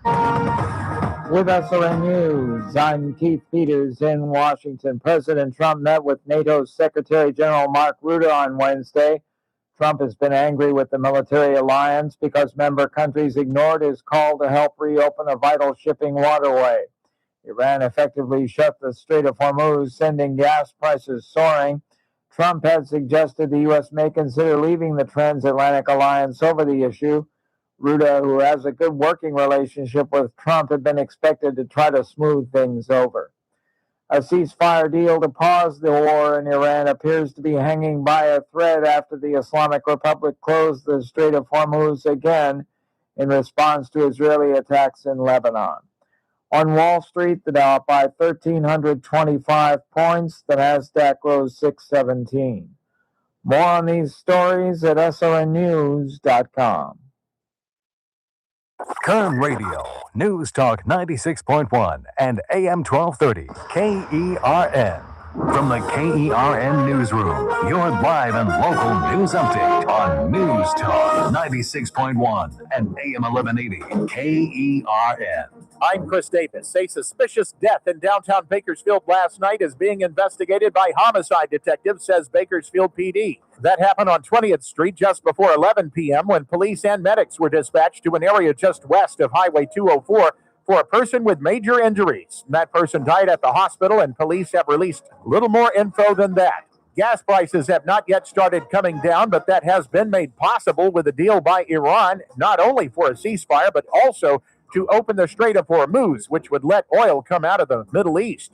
Congressman Vince Fong says he's watchful but hopeful that Iran will honor their agreement. I'm Chris Davis in the KERN Newsroom with news every half hour and when it breaks on News Talk 96.1 and AM 1230 KERN. It's that man again, Ralph Bailey for Sangera Subaru. So winter is gone. The weather is finally starting to get warmer. Time to head over to Sangera Subaru. Wouldn't it be nice to drive off in a brand new Subaru? Just imagine the sunroof is open, your hair dangling in the wind, you feel the warmth of the sun. And if you're talking sporty and comfortable, then the choice is clearly the Outback. Did I mention affordability? You can lease a 2026 Outback Premium CVT for only $239 a month for 36 months and just $4,700 down due at signing. Plus, every Subaru comes standard with symmetrical all-wheel drive, and the offer ends April 30th, so stop by and see Damon Culbertson, Hassan Levy, and test drive a brand new Outback. Sangera Subaru, paving the way for a better community at 5500 Gasoline Alley Drive in the Bakersville Auto Mall. Lease a 2026 Outback Premium CVT, model code TDD-11 for $239 a month for 36 months with zero security deposit, $4,700 plus registration and title fees, first payment, upfront taxes, and $85 doc fee due at inception. Lease based on 7,500 mile year limit, 15 cent per mile overage. MSRP $37,158. VIN number TY462135. Available to qualified customers through SMF with Tier 1 SCA on approved credit valid through 4/30/26. First Look with Scott Cox, mornings 6 to 9 a.m. On the Thursday edition of the First Look program, we'll be enjoying delicious breakfast burritos, and also Dr. Corey will be joining us. Those two things tend to go together, but one is way more exciting than the other. We got the latest on Artemis 2, our deal with Iran. We got news, we got traffic, we got weather, rain's coming, and it's all happening 6 to 9 a.m. right here at News Talk 96.1 and AM 1230 and streaming live on the internet at kernradio.com. News Talk 96.1 and AM 1230 KERN. You're listening to The Ralph Bailey Show. Catch me weekday morning 6 to 9 a.m. on First Look with Scott Cox. Incredible tonight. Probably the most beautiful first lady in history. And it's not even close. You've said that 3 times since we sat down. You want something? I don't want anything. I'm being romantic. This is what women want. I read it somewhere, probably. You're wearing the campaign hat at a 5-star restaurant. The waiter won't even look at us. The waiter is nervous because he's serving greatness. 2 forms of it, me and you, but mostly me. Very close, though. Take the hat off, or I'm ordering the most expensive thing on this menu. That's fine. I own the restaurant. You don't own this restaurant. That's scary. If they can do that with people's voices, that is really, really frightening. Donald's is spot on. Melania, not so much, but really, you don't think so? I thought it was perfect. Because isn't that her voice? Aren't they just taking words from sentences and splicing them together? Traditionally, yeah, that's how it would work. Yeah, I don't think that's an imitator. I think that's her voice. Yeah, no, it's definitely not an imitator. That is for sure. This is AI created. So you don't think it's actually her voice? You think they're creating her voice? In a way, yeah, but in the route that you are saying, like they take multiple sound bites and from just her, create splice it. sentences. Yeah. So it's like, yes, in the way you are saying it, but yes. Yeah, I just thought they were funny. It's weird. I laugh when I'm laying in bed and I send them to you, and then when I hear them on the air, I'm like, that's not that funny. Maybe THC has a little bit to do with it. I'm not really sure. 842-5376, 842-KERN. Let's check the board. What do you got? Just got one here. It says, I'm waiting for Israel to get a devastating drone swarm attack from Iran. And in response, Israel retaliates by sending a couple hundred tactical nuclear missiles to every urban center in Iran. Well, that's not going to happen. And what you described actually happened this morning after Israel struck Lebanon. That's the Iranians' excuse for the attacks that they conducted this morning. But I think, why is it that Howard gives us more cogent answers to this war than the administration? Why do I feel better about our approach when I listen to Howard than when I listen to Pete Hegseth or even Carolyn Levitt or even the President of the United States? And somebody asked in the other half hour, what do I think what should happen right now? I think you got to go full throttle at this point. I think the idea of killing their civilization and killing civilians is crazy. It's not unprecedented. You know, everybody just ignores the fact that we killed tons. I can't even come up with a figure in World War II. Are you kidding me? Are you kidding me? Think of the just Nagasaki and Hiroshima alone, just alone. The hundreds of thousands. We wiped out cities, literally destroyed cities. Like they didn't exist. And everybody that lived in that city died or eventually died, which was even worse. Died from radiation poisoning 3, 4, 5 days later. Which is even worse than just being incinerated to death. But at the same time, we don't accept that. And the liberals love to take advantage of that. They're still talking about the missile that we missed that hit the school kids, that killed 160 school kids. And if you listen to the Democrats, you listen to the liberals, it's almost as if they're like on the other team. It's almost as if they're rooting for the Iranians. Like, and then they say it's, you know, it's like their war. Their war, it's our war. What are you talking about? This isn't a Republican war. You know, those aren't Republican soldiers. They have no political background once they put on that uniform. And it's just appalling. And I guess that's why you guys get mad at me, because I'm criticizing the manner in which the war is being conducted. But I'm not rooting for the Iranians. I'm not hoping that we lose. I'm just hoping that we could get at some point a message that is clear. And just the fact that the president is claiming that we've got regime change, what if there's anything that you've glommed onto that I've talked about in the last 4 or 5 weeks, what is it? That we have to play it straight. And there's been no regime change. I'm sitting here on Easton Drive in Bakersfield, California, and I can tell you pretty certainly there's been no regime change in Iran and Tehran. There's been leadership change, maybe. We're not even sure of that. We have no idea who they're talking to. J.D. Vance is apparently going to be the lead man in Islamabad on Saturday when the actual peace talks begin. But what's that going to get us? I think you got to go full throttle right now. I just don't think they have a mission. You know what I'm saying? Like what, we're just going to continue to bomb and continue to bomb and continue to bomb until what? Until what? What is victory? If we're not going to go get the uranium, then what is victory? If we can't defend the Strait of Hormuz and assure the world that 20% of the oil is going to get through there, then what are we doing? And at one point, as I pointed out, the president was saying, well, Europeans, you go get your own oil. And then we talked about escorting tankers through the Strait of Hormuz. Then we talked about us running it and putting up essentially a toll booth.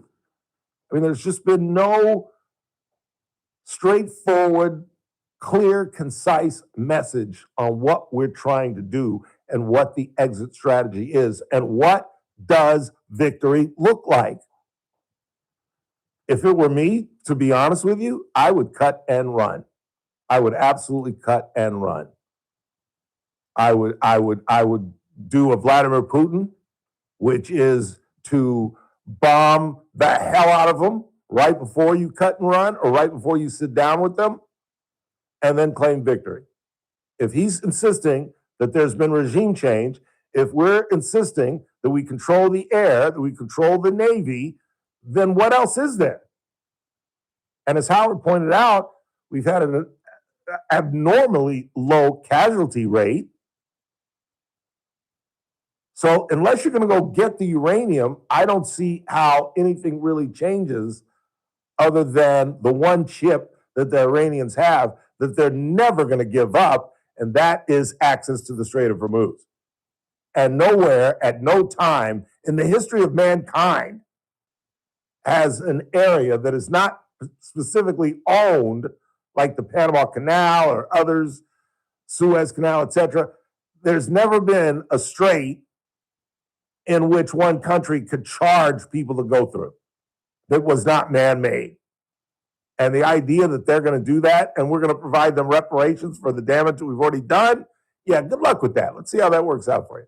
842-5376, 842-KERN. Who you got? John's on the line. John, you're on the Ralph Bailey Show. Ralph, how are you, sir? I'm good. How are you, John? I'm very well. Good. So I've been listening to you, and you have a pretty level-headed approach. My dad used to say, if you're going to wage war, you have to kill everybody big enough to die. Yep.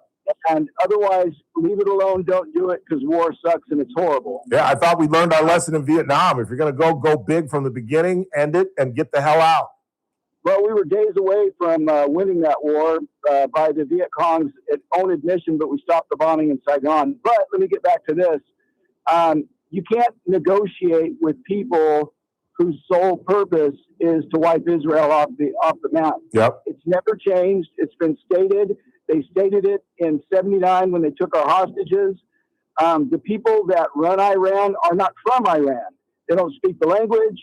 They don't share the culture. They went in there and they took over. And the Persian people are being held hostage in the middle. But there's no negotiating with them. Their sole purpose in life, the thing that's going to get them into heaven in a big way, it is to wipe Israel off the face of the earth. And negotiations are just buying them enough time. They're waiting to just, if they only have one bomb, if they can pull this thing out to pull off one bomb, they'll do it. They'll drag this out. Oh yeah. And we played our hand. We let them know that, yeah, we'll make big threats, but we'll back down. Yep. And that's why they're not capitulating. Yep. And they still have drone capability, and apparently from this morning they still have missile capability. The only way that we can win it is we're going to have to send a bunch of our children in there to fight that war, and that terrifies me because my boys are that age. Yeah. But that's the only way we can win it, and we can't do it the Obama way where we walk around and wait to get shot and killed and then fire upon them. Right. We can't do that. That's why so many of our soldiers are disillusioned and struggling right now. That's the fallout from that type of warfare. So leave it alone if you're not gonna wage it. Period. Yep. I agree. That's what I was just saying. Get out, claim victory, and or destroy them. One of the two. Absolutely. And I'm going to play North Kern Saturday, so hopefully I'll shoot a 90 and be thrilled. See how it goes. Are you going to get it in? The forecast says you're not going to get it in. Well, we're going at 7:30. We're going to try, and if not, I'm going to go to Valencia or Santa Clarita and play Valencia Vista on the 20th. Ooh, wow! Have you ever played that? That's a nice course. I have not, but my cousins said, you got to come. You can be sick that day. I said, I work for the government. I have plenty of vacation. Well, call back after you play Valencia. I want to hear about that. I have always wanted to play that golf course. Love that.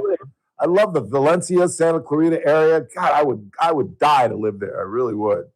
Well, Ralph, there's a hidden gem in Porterville. It's River Run Country Club. Yeah. Oh, I played there. Yeah, I played there a couple times.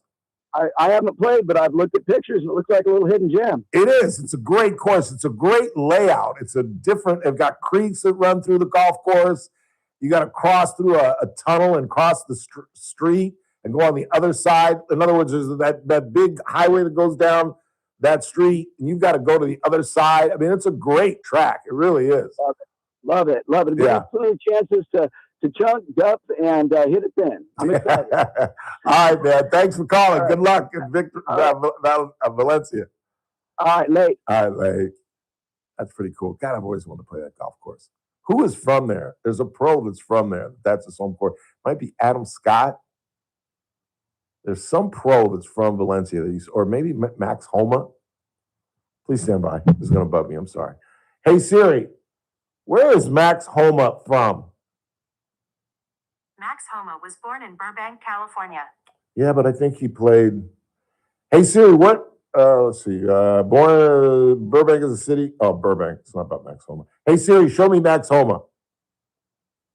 Pretty sure he grew up in Burbank. Burbank is a city in the southeast. I don't want to know about Burbank. I want to know about Max Homa. Siri, shut up. Okay. I love that. Hey, show me Max Homa. I forgot I told her shut up. Hey, Siri, show me Max Homa. Okay. I found this on the web for Show Me Max. John Maxwell Homa. They call him Max. Went to Berkeley, born in Burbank, early life. He was born as Jewish, attended 6 years of Hebrew school. Doesn't say where he played. Homa attended Valencia High School. Thank you.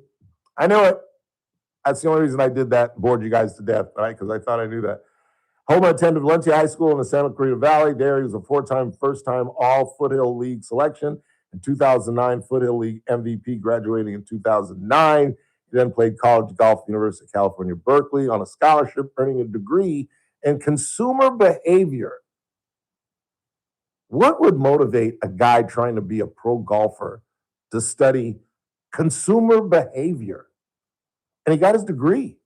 That's crazy. Let's go ahead and take a break. And we come back. We'll check the board, see what you all are talking about. We'll hear from Ken Keller. Proudly cut the ribbon on their 2 surgical prenatal and pediatric surgical units. You will hear from the head of Dignity Memorial Hospital, Jarveen Sangha. You don't know the name, but you know the woman, better known as the Ketamine Queen. She's one of the 5 people responsible for the death of Matthew Perry. We'll get into that in the next half hour or next segment. And then at the top of the hour, the folks from Bakersfield College are joining us. Talk about their express enrollment program. We're going to meet Savannah Andrews and Dustin Scherer. And we'll wrap this thing up with some sports. The Dodgers blow a 3-1 lead. Shohei pitched extremely well. But for the first time in the year 2026, the bullpen let us down. Jack Dreyer just was not on. I thought Doc left him in way too long. And then Blake Trinan came in. He didn't do much. We blew a 3-1 lead. That's what's disappointing. Not that we lost, but the fact that we blew a lead with 9 outs to go. No bueno. Quick timeout. We're coming right back on a Wednesday. It's the Ralph Bailey Show on Newstalk 96.1 and AM 1230, where we're streaming live at kernradio.com.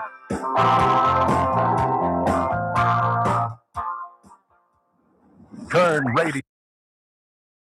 Messmaker. AM 1230, KERN. Thursday edition, Clay Travis, Buck Sexton Show. We will break down the absolute latest ongoing situation in Iran as oil and gas prices collapse and stock prices surge. All very positive, but the ceasefire continues to have drama. We will discuss all that more. You won't want to miss it. Thursday edition, Clay and Buck. Clay Travis and Buck Sexton, live at 9 a.m. News Talk 96.1 and AM 1230, KERN. Hope you'll be with us tomorrow with Mike Turnipseed and Daniel Petrie, our money man. Join us in the 4 o'clock hour. As most of you know, Daniel joins us every Thursday at 4:30 to talk about the deficit.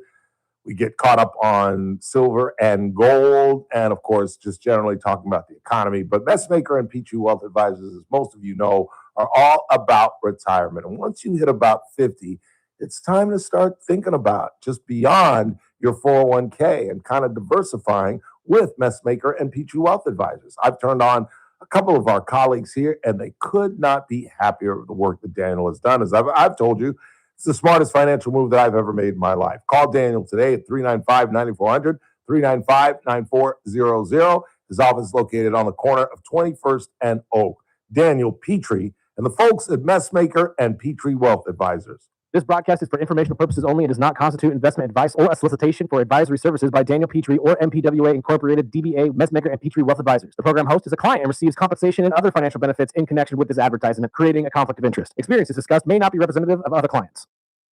Do you owe back taxes or have unfiled tax returns? The IRS won't quit until they get your money. Here's great news, fresh from those in the know. Major changes have happened at the IRS. If you owe more than $10,000, you may be eligible for a 99% reduction of what you owe. Haven't filed a return for a while? Their happy clients are talking. The IRS was going to levy my bank account, but Guardian was able to prevent that and fix all my IRS issues. Thanks again, Guardian Tax. Need relief from crushing tax debt? The IRS now has special programs. Guardian Tax knows all about them. Personal or business, this is the fresh new break you've been hoping for. We aren't the company you call when you need a hug because you're scared of the IRS. Guardian Tax is the company that wins when you need it most. Guardian Tax Service is really great to work with. They really help me out. I'd recommend them highly. Call now for a free confidential consultation. 800-505-7915. 800-505-7915. 800-505-7915. Are you looking for a hospital that truly cares for your health and well-being? At Good Samaritan Hospital, they provide high-quality medical detox, psychiatric services, and medical and surgical care. They accept most insurances, including Medi-Cal, Medicare, and Kern Family. They offer Kern County's longest-standing inpatient detox program with dual diagnosis that combines medical care and withdrawal management all under one roof. Learn more at GoodSamaritanHospital.com or call 661-215-7500. Good Samaritan Hospital. They care for their community. Experience the Bakersfield Symphony, The Great Classics, Saturday, April 11th at Dignity Health Theater. The evening begins with Don Giovanni Overture by Wolfgang Amadeus Mozart.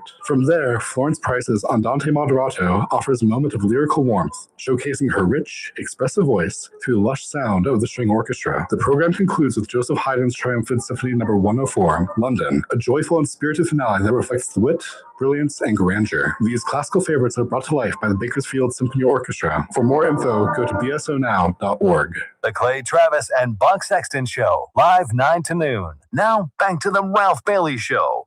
Remember 2016? I called you Little Marco on national television, and your entire campaign ended just like that. Beautiful moment, and one of my best moments too, probably. I'm your Secretary of State now, sir. I think we've moved past that. We haven't moved past anything. I destroyed you so bad you came to work for me. That's not moving past it. That's Stockholm Syndrome. And I'm very confident about that diagnosis. Mr. President, I have a briefing on this thing right here. You remember the water bottle on stage? You reached for that water like a man who'd been lost in the desert for 6 days. I've never seen anything like it. People still send me that clip every week, sometimes twice. That was 2013. It was a State of the Union response, sir. Doesn't matter. You grabbed that bottle like it owed you money, and now you're my top diplomat, which means every world leader you meet has seen that clip. They're shaking your hand thinking about the water bottle. That's your legacy, Marco. Can we please discuss Iran, Mr. President? After you hydrate, I don't want you passing out on me. There's water on the table, little bottles, your size. And Marco Rubio is not a short man. That's so funny.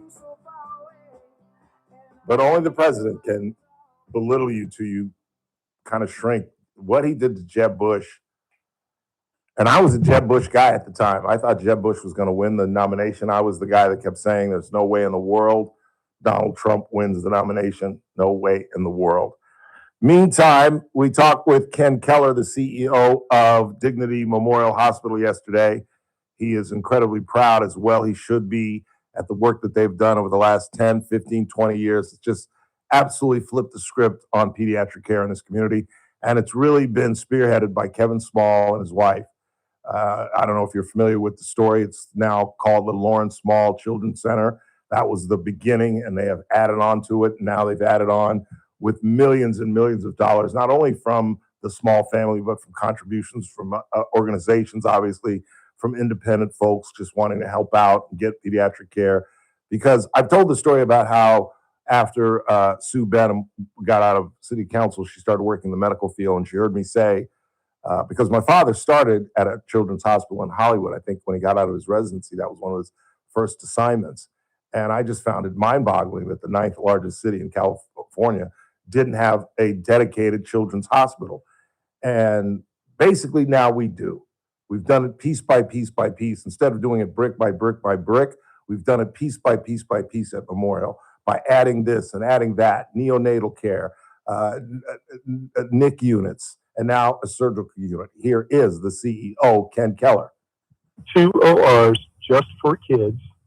It also includes 8 rooms that are pre-op and recovery, private rooms for the patients, separate waiting area just for families of the kids that are going through surgery, and the rest of the technology, instrumentation, equipment, and so forth, so that we can do pediatric surgery at Memorial. And as Kevin mentioned today, it really ends up being the capstone of the Lawrence Small Children's Center, giving it the segue to be really a full-service, comprehensive pediatric hospital within a hospital. And obviously the Kevin he's alluding to is Kevin Small, who, again, I think has been the point man. single-handedly, that family has single-handedly turned around pediatric care. Obviously, there have been other organizations, other individuals that have helped, but Kevin Small and his wife have really been the people, that have guided this thing and given millions of dollars. And the story of their daughter, Lauren, is just so incredibly tragic. She was was going to be an ace equestrian, and it was an accident from the horse riding that allowed them to discover that she had bone cancer. And they literally went all over the world trying to find a cure or something that could slow it down, anything, and obviously did not succeed. But they have absolutely, you do know, most of you are parents, and I'm assuming some of you had to have had children that had to have surgery, and you've experienced it, or you've had to go to Fresno, you've had to go to Madera, you've had to go to UCLA, you've had to go to Los Angeles, and it's just insane.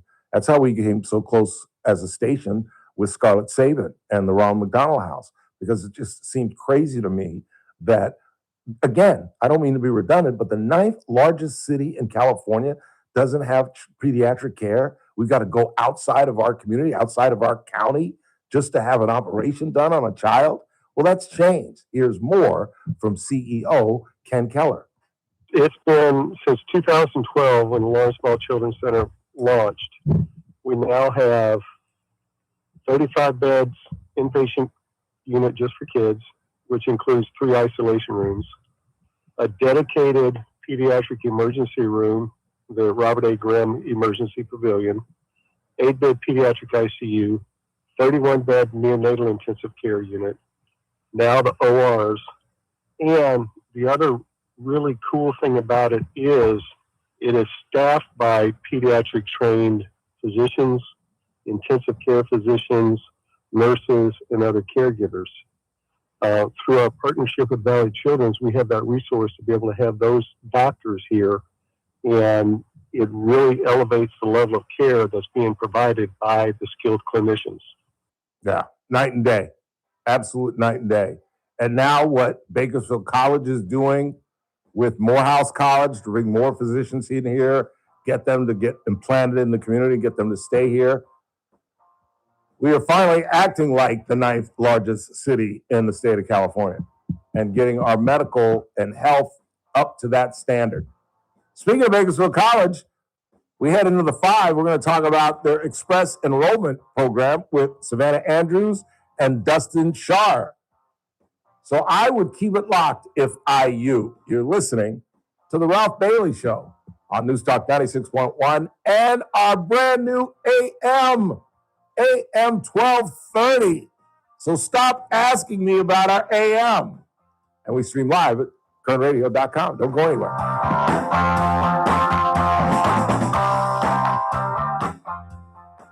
Current Radio, AM 1230, KERN. 96.1 FM, K241CI Bakersfield, an American General Media station. News this hour from Town Hall. I'm Keith Peters in Washington. The U.S. and Iran agree to a 2-week ceasefire as President Trump pulls back on threats. Iran, the United States, and Israel say they have reached a temporary ceasefire in the war that swept across the Middle East. But there are big questions that still remain. Top of mind is the Strait of Hormuz, the narrow mouth of the Persian Gulf through which 20% of crude oil and natural gas passes in peacetime. Iran insists that its military is still going to control access through the strait, and we've heard from one diplomat that says Iran and Oman, whose territorial waters form the strait, would still be collecting fees from passing ships. This is a big departure from what it had been before. The world largely considers the strait an international waterway that should be free for all. Correspondent John Gambrell reporting. Meanwhile, Israel intensified its attacks on the Hezbollah militant group in Lebanon, killing at least 182 people. Fired Universities of Wisconsin President Jay Rothman says he's not sure if politics played a role in his termination. Initially, the regents had asked Rothman to retire or resign or face being fired. Rothman says he considered retiring, but says when they gave him no reason, he decided against it. Rothman says he's not sure if his deal with the Republicans in 2023 to freeze diversity hires while creating a position focused on conservative thought in exchange for the legislature's release of money for employee raises and construction projects played a role. Rothman says he was brought in to make tough decisions. I have made each of those decisions with what I thought was in the best interest of the universities of Wisconsin. I'm Lisa Dwyer. On Wall Street, the Dow up by 1,325 points. The Nasdaq rose 617. The S&P advanced 165. More at townhall.com. Just hearing the word IRS can make people break out in a cold sweat. No one wants to deal with the IRS, and now you don't have to. The good news is Legal Tax Defense has been successfully negotiating with the IRS for more than 15 years. It doesn't matter how much you owe, whether it's $5,000 or $5 million. You deserve the best in the business on your side, and that is Legal Tax Defense. Even if you're working with someone else and just want a second opinion, there is no cost or obligation to call. They can prevent levies, liens, wage garnishments, even file back tax returns. And the best news about Legal Tax Defense is they won't take your case unless they know they will reduce or eliminate your tax debt. Call Legal Tax Defense right now for a free, no-risk consultation. 800-292-7875. 800-292-7875. You have nothing to lose but everything to gain. 800-292-7875.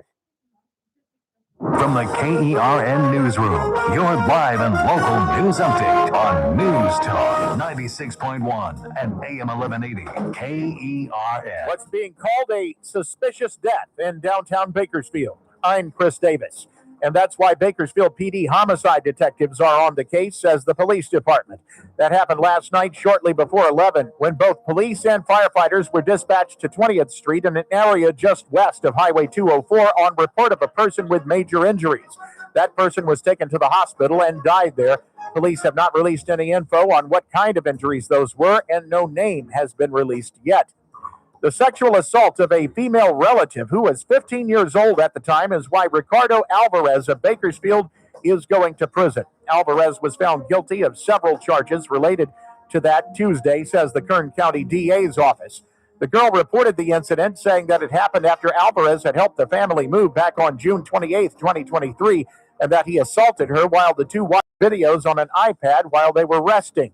Alvarez faces a possible 5-year sentence. The Strait of Hormuz must be opened as the agreement says Congressman David Valadeo, speaking before the announcement that a ceasefire had been reached with Iran that includes the opening of the strait as part of the agreement. Valadeo says he is glad to see the intervention from the Pakistani government, which helped the president and Iran reach the temporary deal, which could make way for gas prices to come down. The man who was shot and killed last Thursday when he broke into a house in Tehachapi has been ID'd by the Kern County Coroner's Office as 47-year-old Jason Gerard Velasquez of Glendale. The Kern County Sheriff's Office says that happened on Alta Vista Avenue and that the homeowner has not been arrested and is cooperating. I'm Chris Davis in the KERN Newsroom with news every half hour and when it breaks on News Talk 96.1 and AM 1230 KERN. What do you think? This is the Army where you shoot them a mile away? You gotta get them close like this. Bing! You blow their brains all over your nice Ivy League suit. The Ralph Bailey Show. News Talk 96.1 and AM 1230 KERN. Now make sure you leave the house when you make the call. You understand me? You hear me? Call from an outside line. I mean it. Call in or text to 661-842-KERN. That's 661-842-5376. Listen live at KERNradio.com. Now, the host you've been waiting all day for. Live from the KERN studio, here's Ralph Bailey. Final hour of the broadcast on this Wednesday, 8th day of April. We still got lots to do. Coming up about an hour, we'll talk more about the death of Davey Lopes, the first of that incredible Dodger infield that stayed together throughout my childhood. Ron Say at third base, Bill Russell at shortstop, Davey Lopes, the now late Davey Lopes at second. And our senatorial candidate that we had in our studio about a year ago, Steve Garvey, talk about the life and times of Davey Lopes. He was a better second baseman than you might remember. Talk about that. And federal prosecutors are examining Tiger Woods' prescription list. They want to take it to Tiger. He is off apparently in Europe. He got an okay from a judge to go across the pond to deal with his apparent opioid addiction. And it appears that the former Donald Trump Jr., Mrs. Donald Trump Jr., his girlfriend, standing by his side, at least. So we'll get into that the day before the Masters, talk a little bit more about that. And of course, Nick Ragone will join us again tomorrow as day one of the Masters gets going down in Augusta. But in the meantime, we're talking education with Savannah Andrews and Dustin Shar. Savannah, for those that are watching on YouTube, she is the lovely one to the far left. And the bearded one to my direct left is Dustin Shar. Dustin is the program manager for student re-enrollment, and Savannah is the program manager for the outreach program. Welcome to the broadcast. Thanks for coming in. Thanks for having us. Talking about the Express Enrollment Program. Tell us about it. Yeah, so right now our registration period has started for priority registration. So what we typically do when we have open registration is we hold these express enrollments.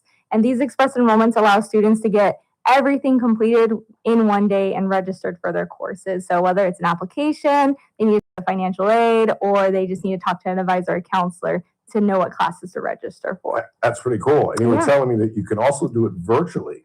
Yes, so we host virtual ones, and then we host in-person ones at different locations. So we will host it at our Arvin Center, we have some at Delano, and then we have some at our Southwest campus. And Dustin, what advantage is this to the student?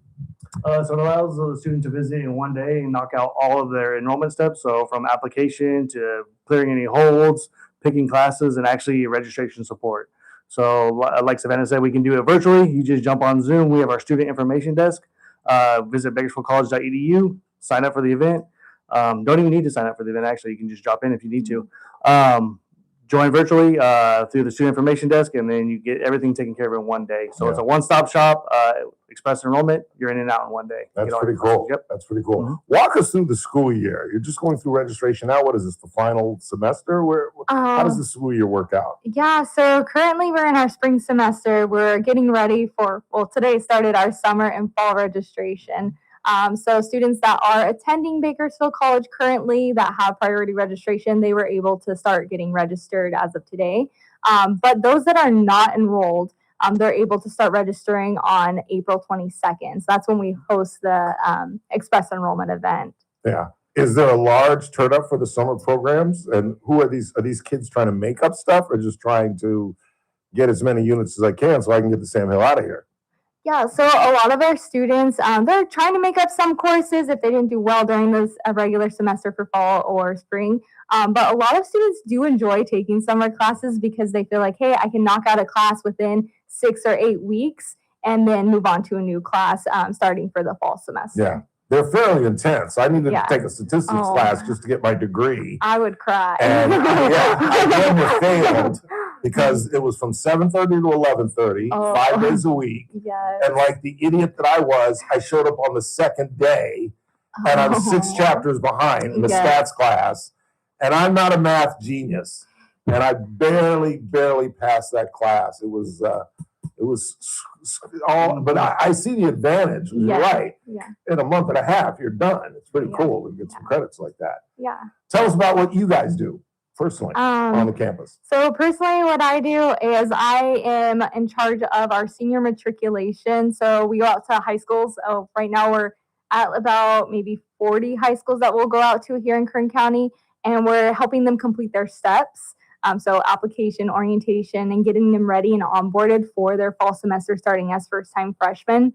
I also oversee our community events. So when we go out tabling within the community, and lots of other things. It's kind of like we do everything on the front end. Yeah. What about you, Dustin? So we're both under the umbrella of the Outreach and Early College program or department. So I am the Student Re-Enrollment Center. We primarily focus on students that maybe have stopped attending for whatever reason.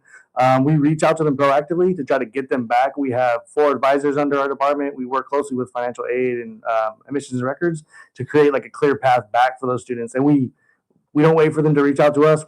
We have campaigns where we're calling, texting, emailing, everything just to get them back in, provide support just so they can re-enroll and then finish out their goals like certificates, degrees, whatever that may be. That's one of the things I love about what BC does, and it's really all about outreach. You just don't say, hey, if you show up, we'll get you educated. No, you're going out in the community and trying to bring those kids in. I talked about this with the chancellor. I've talked about this with the president. I talk about it every time we have some BC people. I mean, just the program where you had, I always allude to this, we had like 8th graders come to the campus just to get a sense of what college is like, just to implant that in their heads. I think that goes a long, long way. I really do. Yes, no, definitely. Yeah. Tell us more about outreach and what you do to kind of, I don't know, I guess recruit these kids and get them on campus. So our high school partners are absolutely amazing. They allow us to go into the high school, which is really rare for a lot of areas. So they allow us to speak to students. If students are interested, they'll come, they'll learn about BC. And like Dustin said, we partner up with other departments on our campus. So if there's certain programs that maybe want to give some information to the high schools, we kind of relay that to the students. So it'll capture their attention if they're interested in maybe industrial automation or something like that. We'll make sure that we get the resources to those students so that they can learn about it, fall in love with it, and then come to BC to complete their degree. Which is a 4-year program, is it not? We do have a bachelor's degree. We also have an associate degree and certificate. So if they are not wanting to do the bachelor's, they don't have to, but the bachelor's is definitely beneficial, and it's at a less cost than attending like a CSU, UC, or private institution. And I can't think of a community, because I'm from Los Angeles, but I've been here for 30 years. So I can't think of a community that needs this more. A community where there are so many children who are the first to go to college. Yes. And you just don't understand what it's like to be a kid. I think we forget that you're just kind of aimlessly going to the high school because you got to go to high school. But you're not really thinking about college necessarily, particularly if your parents haven't gone. And for you guys to go out and implant that idea and essentially recruit these kids, I think is absolutely game changing. What do you think? Yeah, definitely. Just to get them that early head start, just to say like you can do this, and then when we get them here, we're here to support you. So that's kind of what we're all about: setting them up with resources, and then going out to the high schools, just implanting that early. Yeah. Yep. And every time I have BC people in, I always talk about the program in which these high school kids can get credits while they're in high school. Yes. I mean, that's awesome. I can't believe I would have died. I probably would have done it because I was a Michael high school kid. But I mean, the idea that you can be 18 years old, getting your degree, and you're almost halfway through college. That's crazy. Yes. And a lot of our students really benefit from it because, again, if they're taking dual enrollment courses, so it's on the high school site, they don't have to pay for anything. But if they're taking concurrent, it's typically just a few dollars that they have to pay, which is nothing compared to paying hundreds of dollars for a class. Absolutely. Because again, I'm an old man. And when back in the 70s and the 80s, if you went to junior college, you were kind of looked down upon. That meant you couldn't get into a 4-year school. You're going to Pierce or West LA or El Camino. Look at you. But now it's the smart play. It's the smart play. Get your GE out the way. It's much less expensive, and then transfer to a 4-year school after 2 years. But another thing we always talk about is the difficulty. Are we starting to break down that barrier and getting more junior college kids into 4-year programs? Yeah, we have a really great transfer program at Bakersfield College. So they give them resources, they help them out. They have a team that gives their undivided attention to students that are planning on transferring to a 4-year institution to make sure, hey, you're ready to transfer to UCLA or another institution like that. Yeah. I'll leave you with this. Tell us about Savannah Andrews. About me? Yes. Where'd you grow up? Where'd you go to school? Are you from here? Where'd you go to college? How'd you get involved in education? Yeah, I grew up in Quartz Hill, California. So like an hour and a half away from here. And I was recruited from CSUB from a staff member that used to work there. You might know him, Steve Walken. He used to be the president for a while at Bakersfield College. So he recruited me and came to CSUB. Did my degree there. I have a master's in educational counseling. And then I ended up leaving to go to BC. Started off in outreach as a department assistant, moved my way up, became an advisor for a little while, and then returned back to the outreach department to go ahead and be a program manager. Nice. Your turn, Dustin. So I am a Bakersfield native. I was born here. Left to go to San Diego State. So the 4 years that I went there, that's about as much as I've been out of Bakersfield. So maybe even 3.5 years. I came back, finished up my bachelor's at Cal State Bakersfield as well, and then kind of got into a few different like marketing, finance. Made my way around. Ended up at BC in the admissions and records office. Took on the interim role as a program manager for the re-enrollment center, brand new, just getting off the ground. So I've been with them ever since. And then that program got brought over to Outreach and Early College. And so now we're all one big happy family. So that's kind of my. How old is the re-enrollment program? I think it got kicked off in about 2022. So not okay. too old. Yeah. Okay, good. Fledgling. Well, keep up the great work. We need more kids on campus. Have we seen an increase in the population of BC and the graduation rate as well? Yes, every year we're growing, and our commencement grows bigger and bigger. Yeah. Yeah. I think there's no question, absolutely no question. It's the finest JC in California, if not the nation. I really believe that. Yes, we are the best. Yeah, I think so. I really do. Thank you so much for being and taking the time, and keep up the great work that you guys are doing out there in the Northeast. Thank you. Savannah Andrews, Dustin Scherer, Bakersfield College, go Renegades. Quick time out, coming right back. We'll wrap this thing up. Talk a little bit about Davy Lopes. We'll talk about what is going on with Tiger Woods and what the feds are going to examine. And I got some other miscellaneous news and notes we'll get to. It's the Ralph Bailey Show on a Wednesday, right here on 96.1 and AM 1230, our new AM, and streaming live at KernRadio.com. Kern Radio, News Talk 96.1 and AM 1230, KERN. First Look with Scott Cox, mornings 6 to 9 a.m. On the Thursday edition of the First Look program, we'll be enjoying delicious breakfast burritos, and so Dr. Corey will be joining us. Those two things tend to go together, but one is way more exciting than the other. We got the latest on Artemis 2, our deal with Iran. We got news, we got traffic, we got weather, rain's coming, and it's all happening 6 to 9 a.m. right here at News Talk 96.1 and AM 1230 and streaming live on the internet at KernRadio.com. News Talk 96.1 and AM 1230. KERN. You know, oddly, one of the things that I rarely talk about when I talk about KC Steakhouse is lunch. If you work downtown, if you work for the county or wherever on Truxton, it's not very far and it's real quick and it's very convenient. And the menu is similar, just smaller portions, and it is outstanding. And the variety on the menu that Chef Daniel has put together now is simply unbelievable. It's mostly a large groups that come to Casey Steakhouse. And not everybody's feeling red meat to celebrate someone's birthday or an anniversary or whatever the event may be. And that's why Chef Daniel has advanced the menu. So there's Italian food. I love the fettuccine Alfredo with chicken. The lobster mac and cheese is everybody's favorite. The fish dishes, the mahi-mahi, the swordfish, the halibut. Where would you rather be than on F Street? And don't forget about the Stockyard next door for meetings, banquets, or just having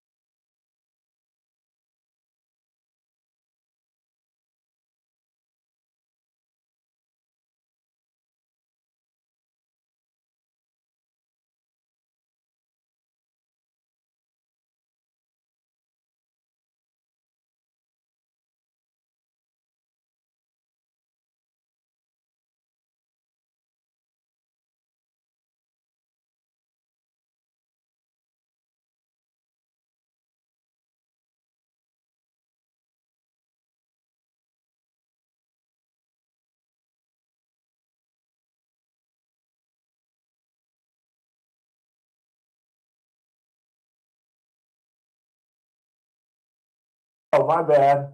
Oh, sorry. Who was I talking to that I turned it down with? Me and you were talking in Oh, between a break. That's right. We're talking about my health. I have a doctor's appointment now. I changed it to 9:15 Friday with a urologist, and I'm probably not going to be here on Thursday. I'm going to try to schedule the biopsy for either Thursday or Friday of next week. I certainly don't want to do it Monday, Tuesday because I'll be gone on Wednesday. I'll be blunt. I'm a little shaken. I'm a little disappointed in my physician that I had to run him down to get my results. I know I shouldn't say that because I've known him for 20, 25 years. He's been a great physician, and it's his diligence that caught this.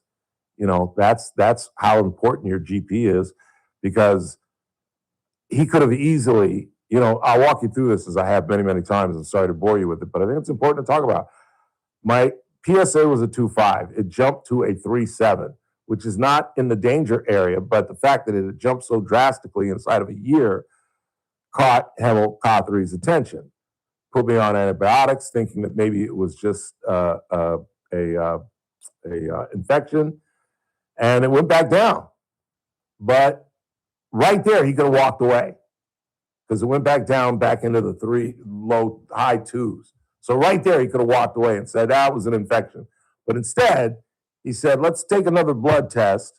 Let's see what's popping and see where it goes. And it jumped again to 4.3, which is still in a safe zone. I mean, you got some people with a prostate score of 8s and 9s. I think Howard's was like a 9, who is having a biopsy next week. So then we took another test where I had an MRI. We can specifically look at it. And in Hemel's words there's a spot that looks suspicious, was his direct quote. And he told me that it has not spread, which is the great news, and why you have to go see a physician.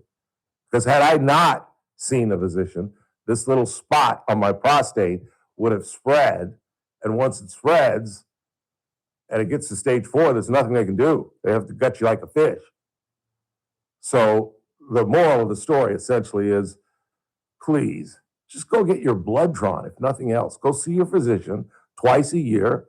Make him take your blood. Find out what your A1C is, if you're pre-diabetic or diabetic. Find out what your blood pressure is. Know your numbers. It's that simple. It's that simple. And to not do these things, particularly if you have a family, it's just irresponsible. It's absolutely irresponsible. If you don't give a damn about yourself, give a damn about your kids and your wife, who are going to have to bury you because of your stupidity. Medical technology is such in the 21st century that if we catch enough of these things, even cancer, if you catch them early enough, they're easy to deal with and they're absolutely treatable. But the reason a lot of people die, and there are some people that get caught early and it still overwhelms them. Don't get me wrong. I understand that. But the fact of the matter is the majority of people die because of neglect, because of their own personal neglect. Oh, I'm not going to go see a doctor. I feel fine. Because a lot of these things that kill you, diabetes, prostate cancer, et cetera, there are no symptoms. There are no symptoms. I feel great. I feel as good as I felt in a very, very long time. As long as I get 7-8 hours sleep. But diabetes, there's no symptoms. Nothing that you would pay attention to. Maybe something that a doctor would catch on. You're more dehydrated, you're more tired, et cetera, but it's nothing that you would really think of if you're not going to see a physician on the regular. And I'm probably preaching to the choir because I've got an older, more responsible audience, and I would think you guys know what I'm talking about. But take this seriously, particularly if you're over 50, and especially if you're over 60. That's when I think things really start to sit in. At least it has been for me. Let's go ahead and take our final break of the night. Keep it locked. Scott Jennings coming up at the top of the hour. Tomorrow is a Thursday. Michael Turnipseed and our money man, Daniel Petrie. And, of course, Nick Ragone on the first day of the Masters. It's going to be fun. I cannot wait. Cannot wait. And I'm loving life that it's going to be rainy this weekend. Who was that told us they were playing golf? Was it John? Yes. Sorry to rain on your parade, John, but I want it to rain. I want to hibernate in my apartment. Oh, God, did I have a bad apartment experience last night? Why would you? Oh, I tried to go to bed early, so I'm in bed at like 11 with the lights out, but I've got my phone on, and I'm sitting there watching reels, getting ready to go to bed. And the largest spider that I have ever seen in my life, just kind of, the phone is here, and I'm laying like this watching the phone, and this gargantuan daddy long leg just was like, "Hi, Ralph. You don't mind if I watch, do you?" And of course, I freak out and I stamp it out. I got to clean my sheet now, and I didn't get to bed for another hour and a half. I was just like, ugh. I almost slept on the couch. I was just like, ugh. It's that time. In the summer, my apartment complex, we get cockroaches, but we get those outside of the complex, like out by the garbage bin, and sometimes I get them in my bathroom, coming out of the pipes. Ooh. Yeah, and I mean cockroaches like this. Ooh. Yeah, it is pretty gruesome. But we get that, and the spiders come out. I don't mind the spiders because the daddy longlegs kill flies. I've got 2 gargantuan spider webs in my apartment that I don't even break down. I break them down like every 6 months because they're full of flies. It's disgusting, but it's effective. Quick time out, last thing of the night. It's the Ralph Bailey Show. The Oscar Madison Show, one of the two. On News Talk 96.1 and AM 1230. Where we stream live at KernRadio.com. Kern Radio, News Talk 96.1 and AM 1230, KERN. Thursday edition, Clay Travis, Buck Sexton Show. We will break down the absolute latest ongoing situation in Iran as oil and gas prices collapse and stock prices surge. All very positive, but the ceasefire continues to have drama. We will discuss.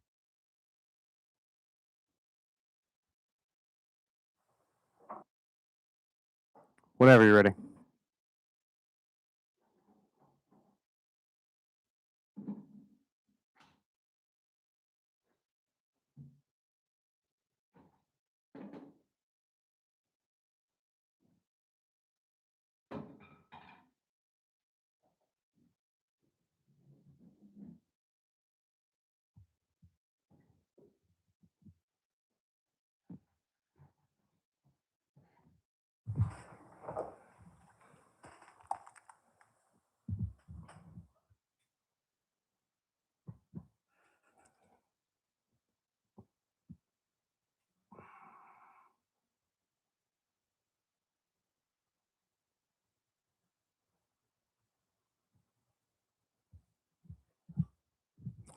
Three, two.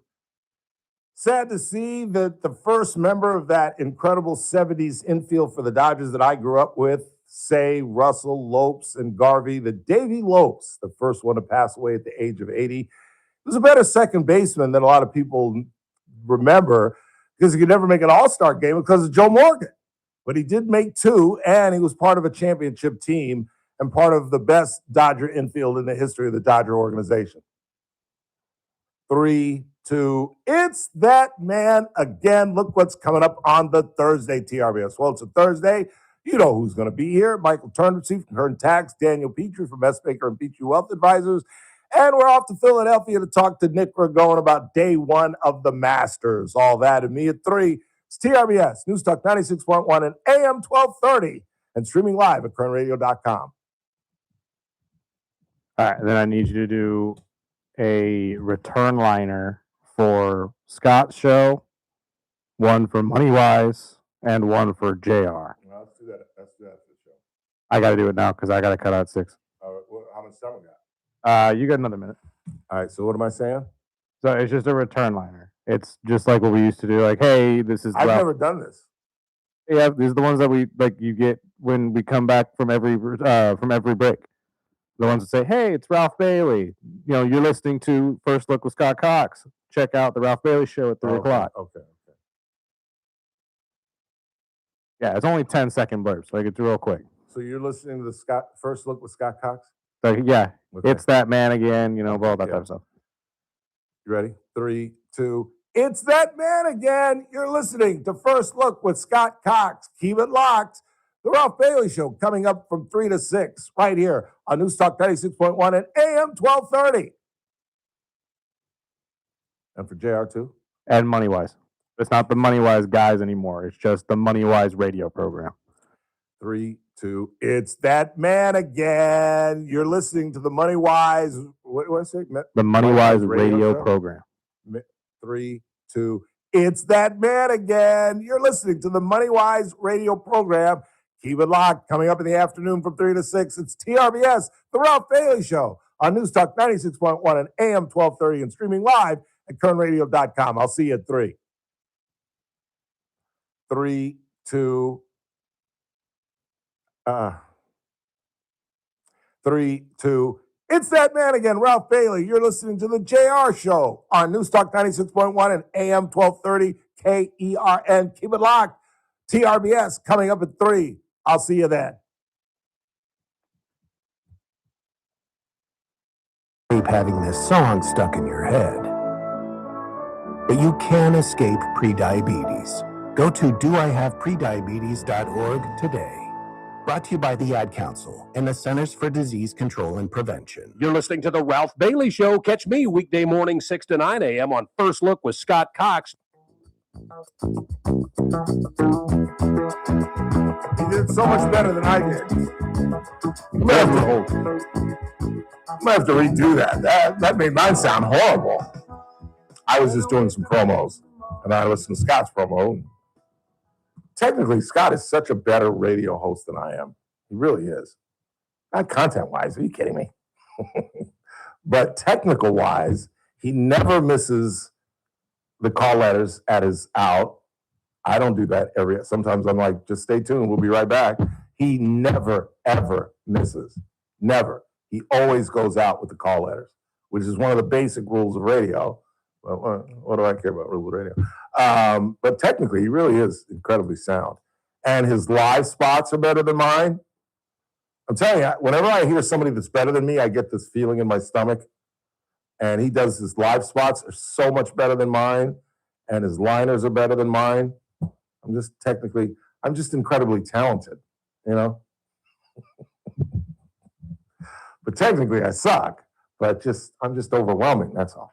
My overwhelming talent overwhelms my technical difficulties. All right, that's about enough of that. 842-5376, 842-KERN. Anything else before we get out of here? Yeah, I got a couple. What do you got? Let's see. A daddy long leg? Seriously, Ralph? What? Scared the crap out of me. Are you kidding me? You're telling me if you were laying in bed? Like if I were on the couch and I saw him crawl up on my leg, I wouldn't be that scared. But I was laying in bed. I'm not supposed to share my bed with anybody but a female of the human persuasion. And that ain't happened in a while either. I'm telling you, clock is 26, in fact. Anyway, that's a long story. But I'm sitting there laying in bed all comfortable, laughing and giggling at Nathan Jackson, and this long-legged animal is walking by on my bed? And that's not worth freaking out about? You wouldn't freak out about that, Chris? Come on, man. Y'all call me a punk? Because it's not like I was afraid. It wasn't like I got up on a chair like a woman or a mouse. I just freaked out. I'm not used to seeing bugs in my bed. I had to pick up the phone and like smash it. And you just get the heebie-jeebies. It wasn't like I was afraid, oh my God, there'll be another spider in my bed. It just, you don't get that crawly feeling when you see I get like the crawly feeling. Yeah, exactly. And it took me an hour and a half to get back to sleep. I literally stood with the lights on, just standing in my bedroom for like five minutes. You just saved yourself from eating it. That's another thing I kept thinking, like, what if I'd been asleep? Yeah. Because I sleep with my mouth open. Yeah. No, people I've seen eat pictures. spiders while you sleep. Oh, and they get in your ear? Yeah. Although it's not the daddy long legs. No. It's the little tiny spiders. Yeah. and I've got like these little bites on me, I think those are spiders. Because the gnats don't bite, roaches don't bite, and I don't have roaches. Get an occasional cockroach, I'm not going to lie.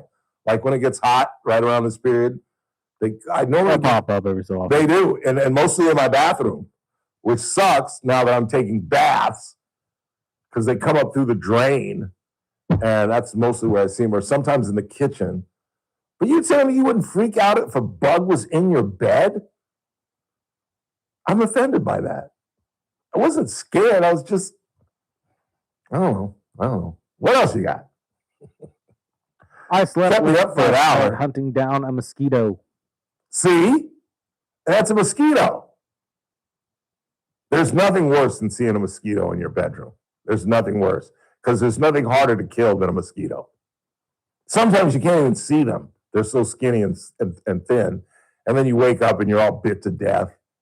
God, mosquito bites are a pain in the ass. That's another reason I never live in the South, because that's just part of living in the South, that during the summer, you're going to have mosquito bites. You can use all the off. They have a spray that's called off that you put on your arms and your legs, but there's nothing you can do. Couple more. Let's get out of here. I just got one left. Says Hexit quit National Guard before being discharged for Nazi and white supremacy tattoos he still has. I wouldn't be shocked.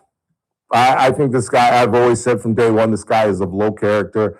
He has no business heading the Pentagon, just based on the reports from Fox and Friends colleagues and people that worked with him in the past. I just can't believe that they confirmed this guy. I mean, rumors, not even rumors, statements, facts of him being pulled off a stage at a strip club. I mean, who's a bigger knucklehead than Ralph Bailey? And I've never done anything that stupid. I've done some pretty damn stupid things. But to take my colleagues as a leader to a strip club and then end up on the dance floor with the strippers and have to be pulled off and just coming to work smell like booze on occasions. I mean, there's so many stories about this guy. And I went through some problems where I was drinking too much, but I'm not even thinking about heading the Pentagon. This guy's way over his skis, and he's the next to go. Because if Epic Fury goes badly in any sense, Donald Trump is going to put it on Hexit. And in fact, I almost played some audio about a week or so ago where the president basically said at a news conference, this thing was all your idea, huh, Pete? Right, Pete? You were the one that said we should go.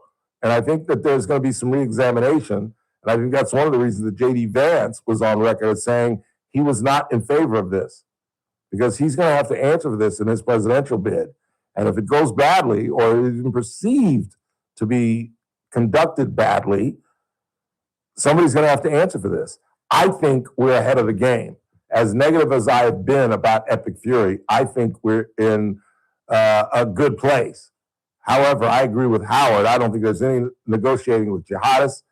I think at this point, you just put the pedal to the metal, or metal to the pedal, whatever the hell that is, and go forward and destroy these people without destroying the Iranian core, the people themselves.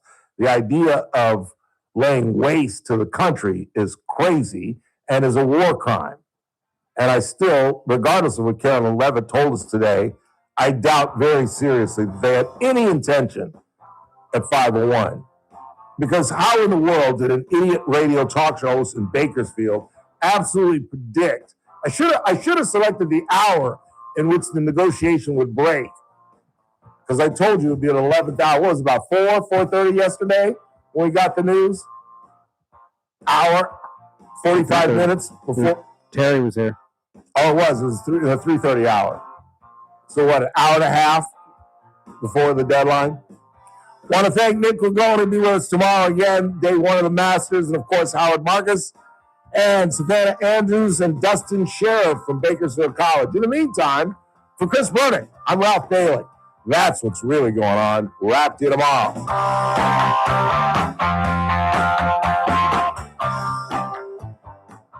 Current Radio, AM 1230, KERN, 96.1 FM, K241CI.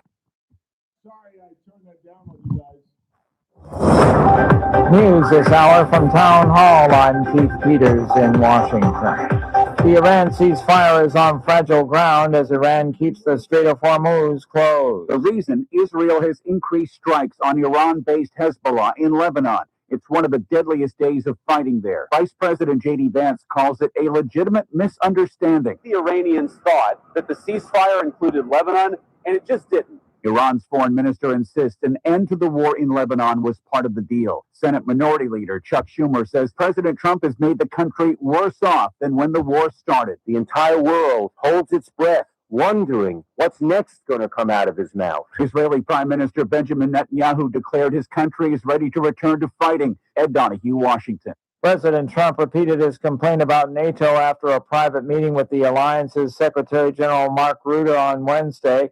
Trump has been angry with the military alliance because member countries ignored his call to help reopen a vital shipping waterway during the war with Iran. After the meeting, Trump issued an all-caps social media post saying NATO wasn't there when we needed them. Following his recent accident and arrest, prosecutors want more prescription information from Tiger Woods. A week after Woods flipped his Range Rover and was arrested on suspicion of driving under the influence. Prosecutors say they plan to issue a subpoena for all prescription records at Lewis Pharmacy in Palm Beach. They want